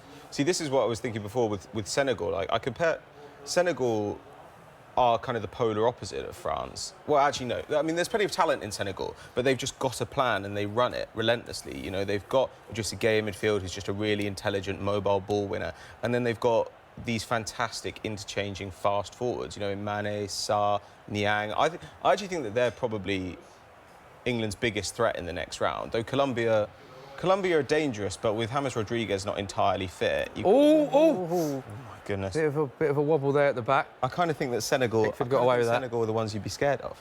You think? Yeah. You don't fear them. No, I think that when the question was put, who do we want to avoid? I just think looking at the way England are playing, I think we're fortunate that the Group H and the Group G. I don't think there's any team that England should fear of the four. I think there's tougher teams we could have played in the second round. Who do you think it will be? Do you think England will win this group? Oh, look at him. Good question, that. Good question. He wants to say yes. Do I think England win the group? I'm going to say yes, Pato. Yeah, I do. They're going to win the group. I have to be honest, going into this game, having seen Belgium yesterday, I was saying to you, Ryan, before, Belgium, for me, have been the team that impressed me the most of any team in the tournament. And I thought that they would probably be favourites to win the group. Having seen England's performance here, I sort of fancy England now. Well, especially with Hazard, Lukaku potentially out. Mertens, I think, was a bit of a doubt He was. as well. Lukaku's a serious doubt as well. Jordan Pickford getting a bit lucky there. It's really the defence for Belgium that's the worry, right? Yeah. You know, you look around it and you think, like, I mean, you've got Boyata as that central defender of that three, haven't you? And chance for it's a big chance for Panama, and it's fallen to Roman Torres, their hero, the man that got them here. The unit. Should he have scored? Probably should have scored this. It's a set piece. Ball's whipped in. Only 4 guys in the box, and it's a big chance. Do better than that. That's a nice routine, though. Sorry, you were saying Boyata in the middle. Yeah, I feel like he could be the weak point for them because I don't believe he's a real top defender. I think in the Euros they had was it that Dernier? Jason Dernier. And I feel like he let them down massively as well. But obviously, Company's sort of injured still, isn't he? They've got the issue with him. He's 32 now. I think the weakness for Belgium is definitely their defence, for sure. I mean, you've also got Alderweireld and Jan, who are arguably. This is where it's strange. It's not. It's their weakest area, but they've still got strengths everywhere. But as we see with Germany, you know, you can have great centre backs, but they're not protected. Yeah. You know, so they're playing Yannick Carrasco as a left wing back, which is, you know, he's a great player, but he's certainly not a wing back. And you think, I don't know, that seems to me to be a bit foolhardy from Martinez. Pato, obviously Panama nearly had something to celebrate. We can cut live now to the bar in Panama. This is how they reacted. Oh, look! So sorry. Oh, they look so sad. Look at Edwin. Absolutely fume boat. Livid. Absolutely livid. They want a goal so bad. I do feel for them. Sam at the back wearing his England shirt. Not only, there's Sam at the back wearing his England shirt. An aggressive move. Not only they're losing 6-0, but we are filming them, reacting to them losing 6-0. So it couldn't really get much worse. There's another chance. Oh, they've scored! Wow, Panama have just scored. 6-1. That's a hell of a finish. This is a great goal. See, this is switching off, though, right? Is this switching off, Ryan? It's a good goal, isn't it? Lapse in concentration. Listen, don't get me wrong. The ball and the finish is absolutely top quality, to be fair. But England will be gutted, absolutely gutted to concede from a set play there. So here it is. It is. That's a high ball whipped in. Oh, dearie me. And it's not offside, it's clearly onside. Oh, it's a lovely finish. Yeah. The line was perfect. It was Ballaway with the finish. It was Maguire Pickford, and no chance. Just went back far too early and they allowed the other players to be onside. And of course... that's an outrageous finish. You see how crazy the fans went because it is their first ever World Cup goal. Oh, wow. Look at them. Oh, good for them. he said, not at all bitterly. Yeah. Nice to see them. It is their first World Cup. It's a big moment for those in the stadium to say they've been there. And this is how the bar reacted. Look, there they go.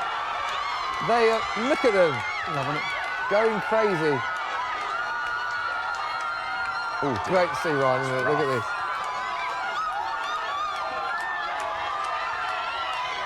They're really going for it, aren't they?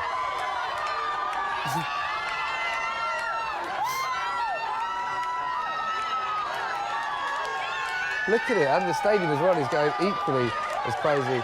First ever goal for Panama in a World Cup. They're still cheering it. They're knackered. Yeah, they're really knackered, aren't they? So now, goal difference update, Pato. Yeah, England and Belgium now level on goal difference. So England and Belgium are now level on goal difference. This group is very tight. 10 minutes left in the game, though. Plenty of time if England do want to push on for another one. But it's always going to come down to that last game. Do you think the players will know this about the goal difference? It'll be in their head, they'll be counting this up, or...? Don't think so. No. No, I don't believe so, no. They'll just be disappointed that they wasn't able to keep a clean sheet. Yeah. And again, nothing Pickford could have done there at all for that goal, was there? No, nothing he could have done. I think it was just the two players that dropped too early that messed the whole lineup and allowed the Panama players to be onside. So that is 7 goals. Interestingly, on that note, of course, we haven't seen a single 0-0 in this whole tournament. Before this game, there was 71 goals scored. We've seen another 7 today. Pato, it's been an unbelievable tournament for goals, hasn't it? I mean, it's been a weird tournament for goals. Yeah. Like after the first few games, I think only 36% of goals after the first round of games have been scored from open play, whereas at previous tournaments it's been about 70%. Been penalties in pretty much every game I've watched, I swear. Set-piece goals have really been making the difference in this tournament. But partially that's a good sign. I think that even the bad teams at this tournament, the small teams, you know, quote-unquote, have been really organised defensively with very few exceptions. I think it's a sign of the smaller teams getting better rather than the big teams getting worse, that we've seen a lot of 1-0s, a lot of penalties making the difference. Yeah, 14 of those 71 goals before this game again come in the 88th minute or later. That's nearly 20% of goals, Ryan, in the 88th minute or later. Famous one, of course, last night with Toni Kroos.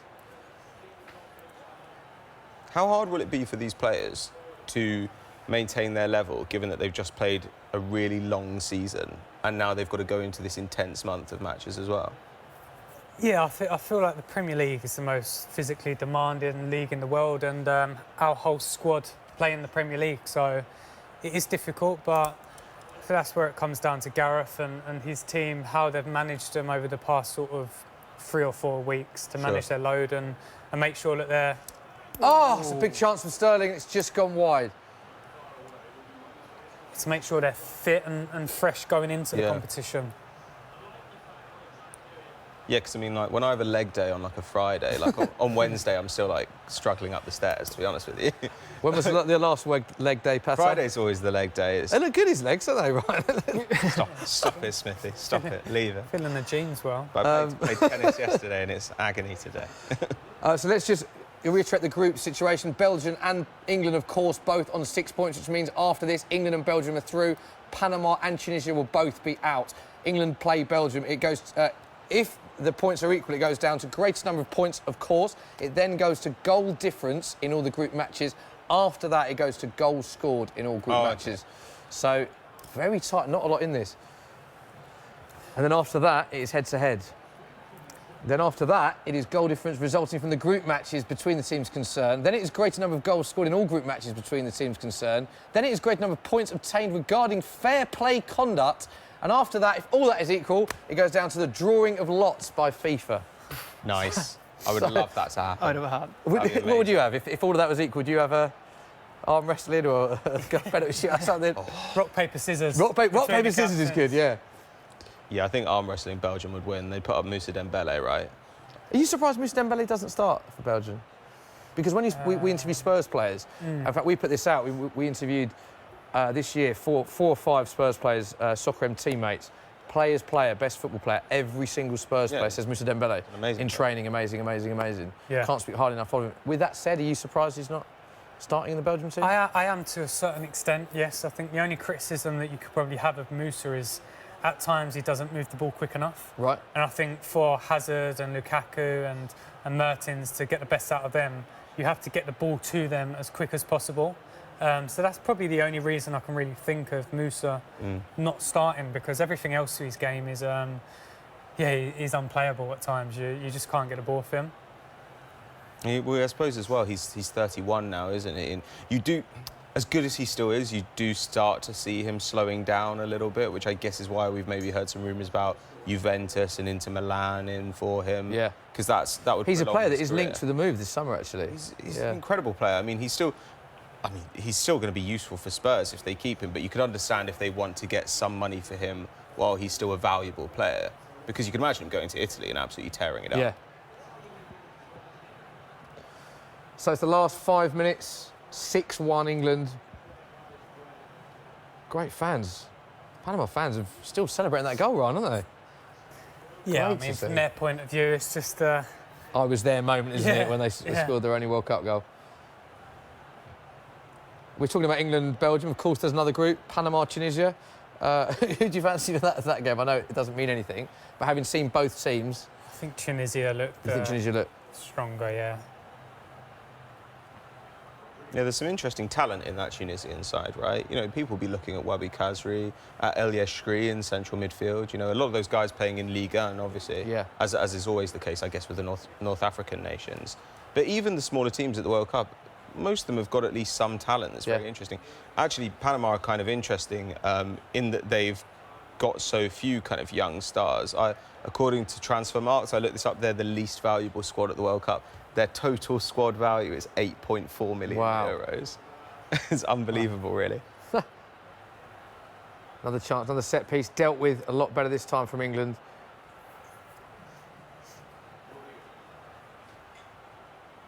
So, Ryan, 5 minutes to go, man of the match. Do you give it to Kane because he scored the hat-trick? Are there other players that you've been impressed with?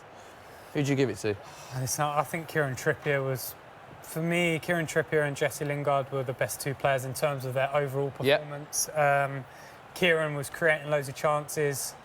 Jesse was just bright and his movement was brilliant. So, sorry.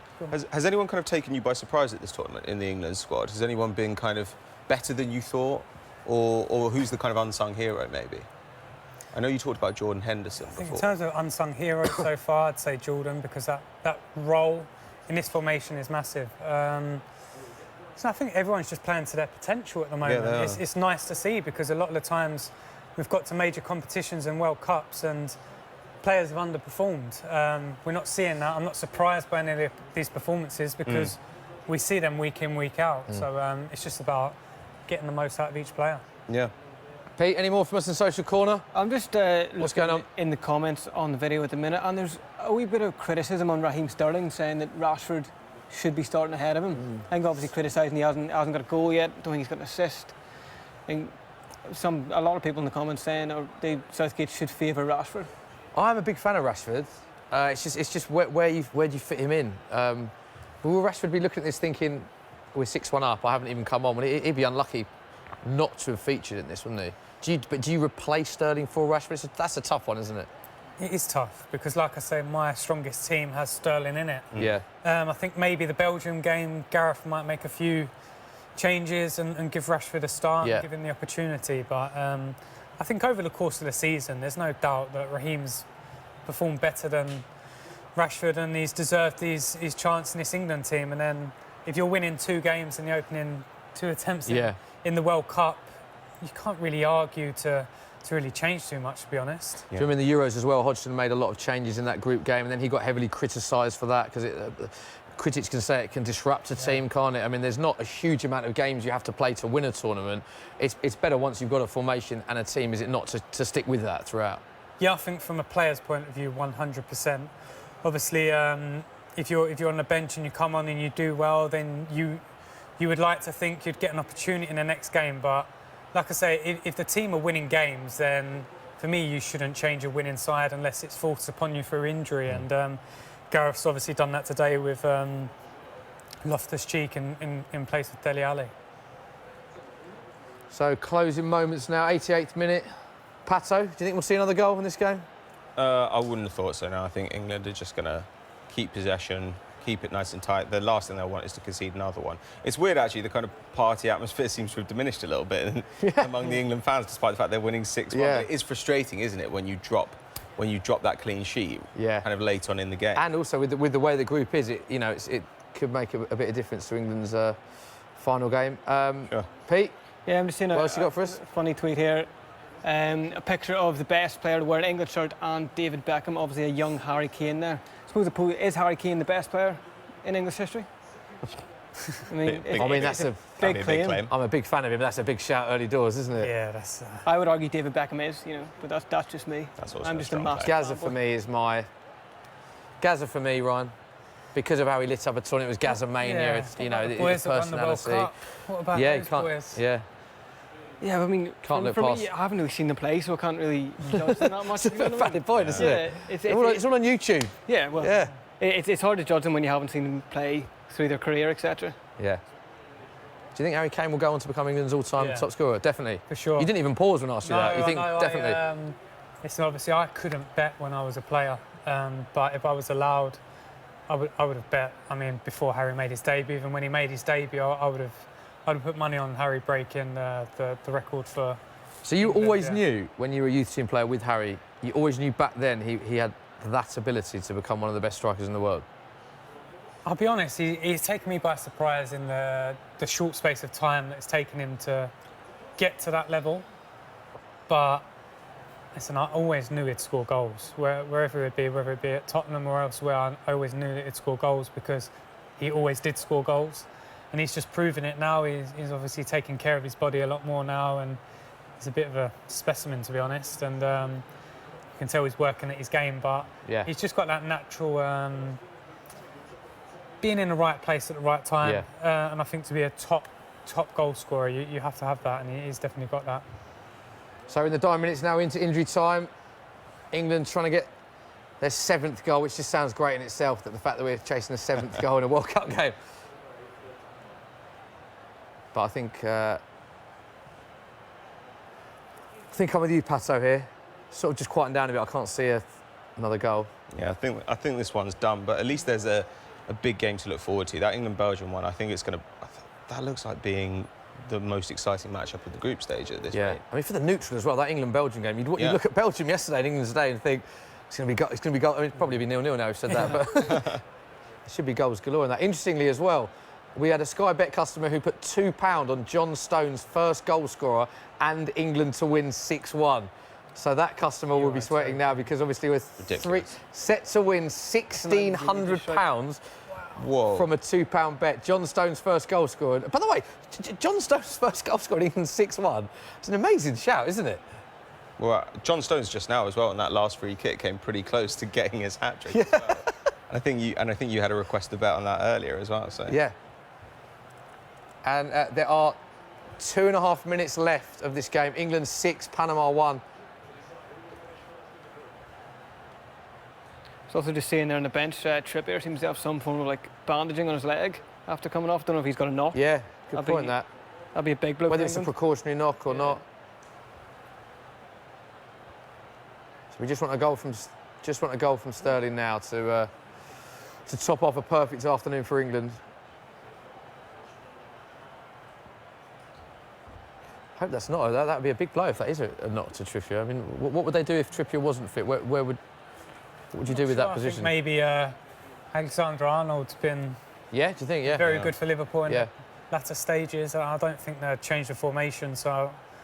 That'd be a huge game to him to step into, wouldn't it, Belgium? Massive, but then he's played in Champions League finals and things, so...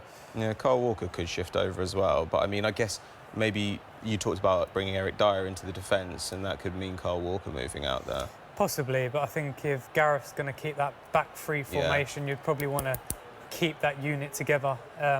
I probably don't think it would be healthy if Kyle was to play as a right wing back. To chop and change, it'd be very difficult to expect him to just be able to do that with ease. Yeah, and I remember Arsene Wenger once talking about how sometimes the temptation can be to kind of destabilise different areas of your squad. You know, you move one guy over to cover that, and then you move another guy over, and suddenly the whole squad's kind of moving around. As we said earlier, Patrick, that goal is massive because the group currently, England and Belgium have the same points.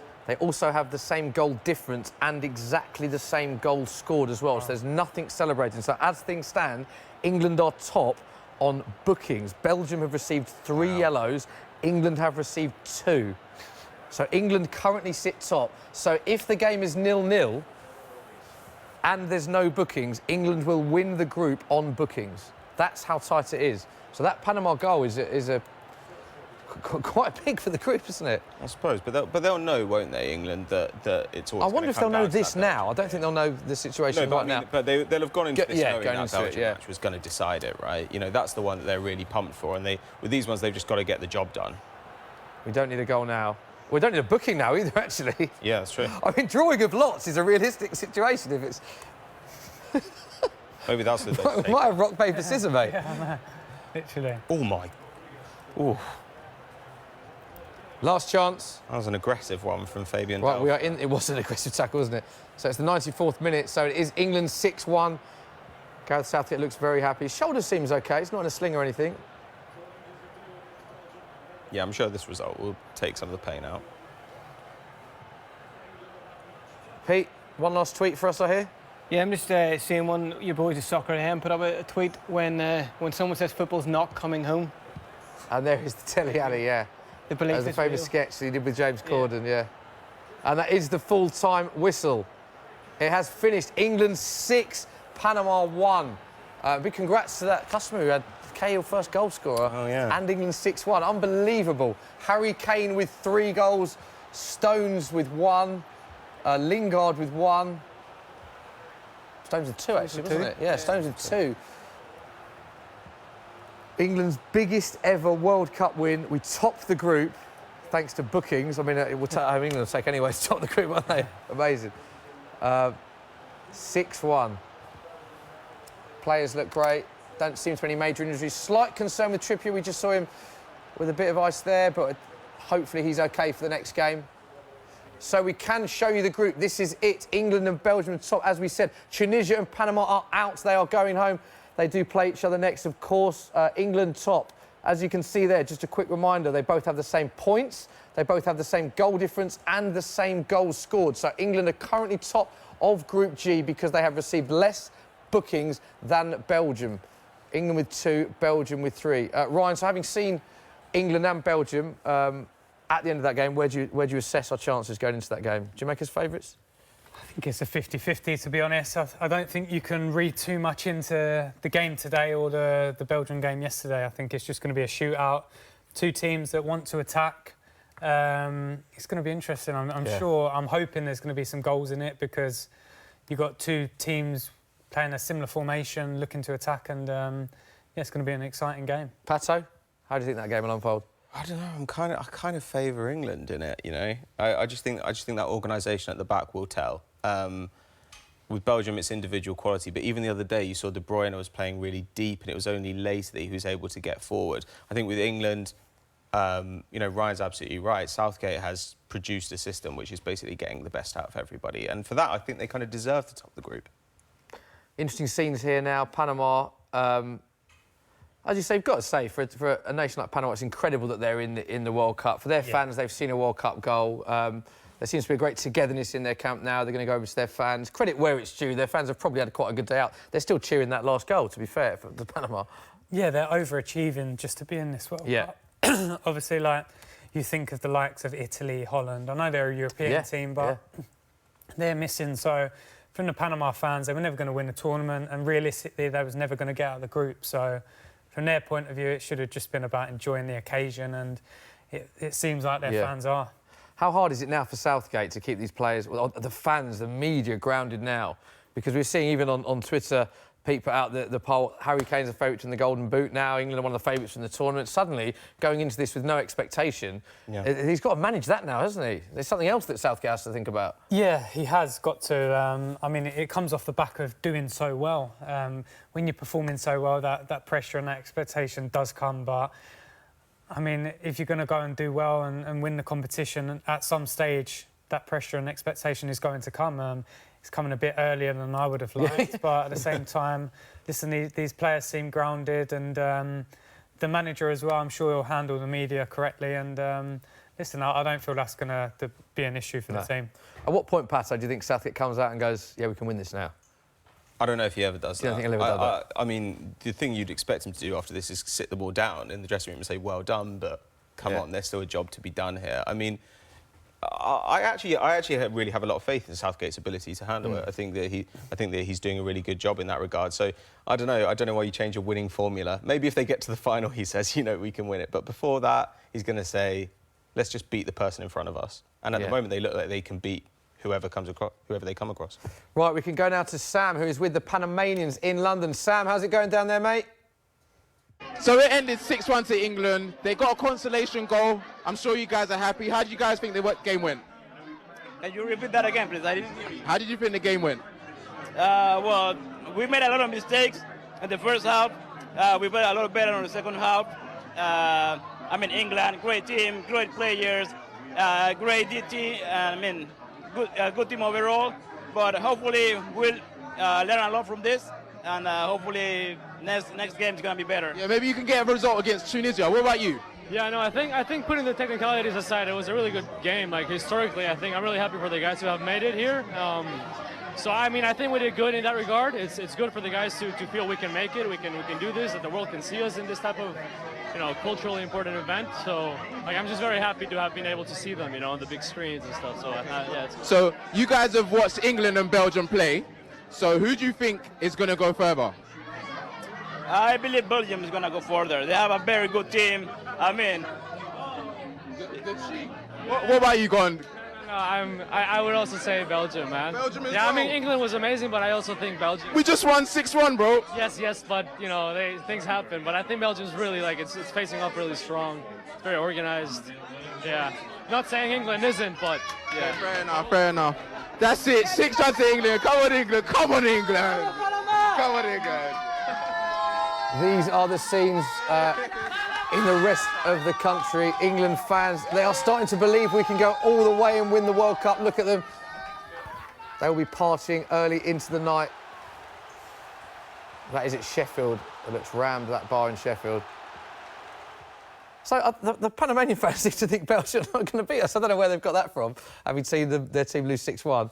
Ryan, before we go, favourites to win the tournament, having seen all the teams and having seen that England performance, who do you think, if you had to be one of the team now, who do you think are the winners of the World Cup? I was back in France before the World Cup. I feel like they will get stronger as it goes on. I'll have to stick with those. I mean, it's just going to be a case of bits of luck and moments of brilliance. But for me, I think France, I'd probably sway towards them. France. Pato? Spain. Spain? Brazil? Brazil? I said France or Germany. I still don't think you can write off the Germans. You know, I still don't think you can write off the Germans. I did say France before the tournament. I'm not so sure now. Before we go, how far will England get? Because I'm looking at that, I'm saying semi-finals after that. Ryan, what do you think?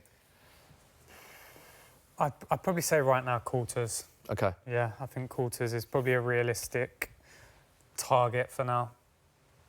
With the right draw, semis. Semis, yeah? Yeah, I think quarters. I think they'll end up meeting Brazil in the quarters, and it'll just be too much for them. You think Brazil would beat England? Yeah.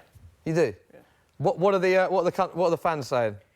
Surely you think England are going to win the World Cup after that? Right now, it's literally just all about Harry Kane. There's been over 200,000 tweets today about 200,000 tweets. I think he's a top trend in the UK. But, I mean, it's just massively positive about England on Twitter and social media right now. Understandably after that performance. Yeah. Got to end with Harry Kane. Obviously, a teammate of yours, you spoke so highly of him. There he is, watching footage now. Favourite for the Golden Boot. He scored 5 goals just on his post-match interview. It's just been a perfect day for him, isn't it? Yeah, I mean, it's absolutely... I mean, he's had 2 penalties and one that's come off his heel for a hat-trick. He's leading the goal-scoring stats at the moment, and that's what he's been working towards his last couple of months since he's finished the season with Tottenham. So I'm absolutely delighted for him so far, yeah. Right, that is all we had time for. Ryan, absolute pleasure. Thanks for coming back again. Pato, Pete, thanks for joining us. Yes. We will be back again on Thursday for the huge game, England against Belgium, to see who will top Group G. Ledley King is our guest in the studio. It should be a good one. Don't forget to like and subscribe to Soccer M and Football Daily's YouTube channels. We'll see you Thursday. Spark your sports brain. Go global with Sky Bet.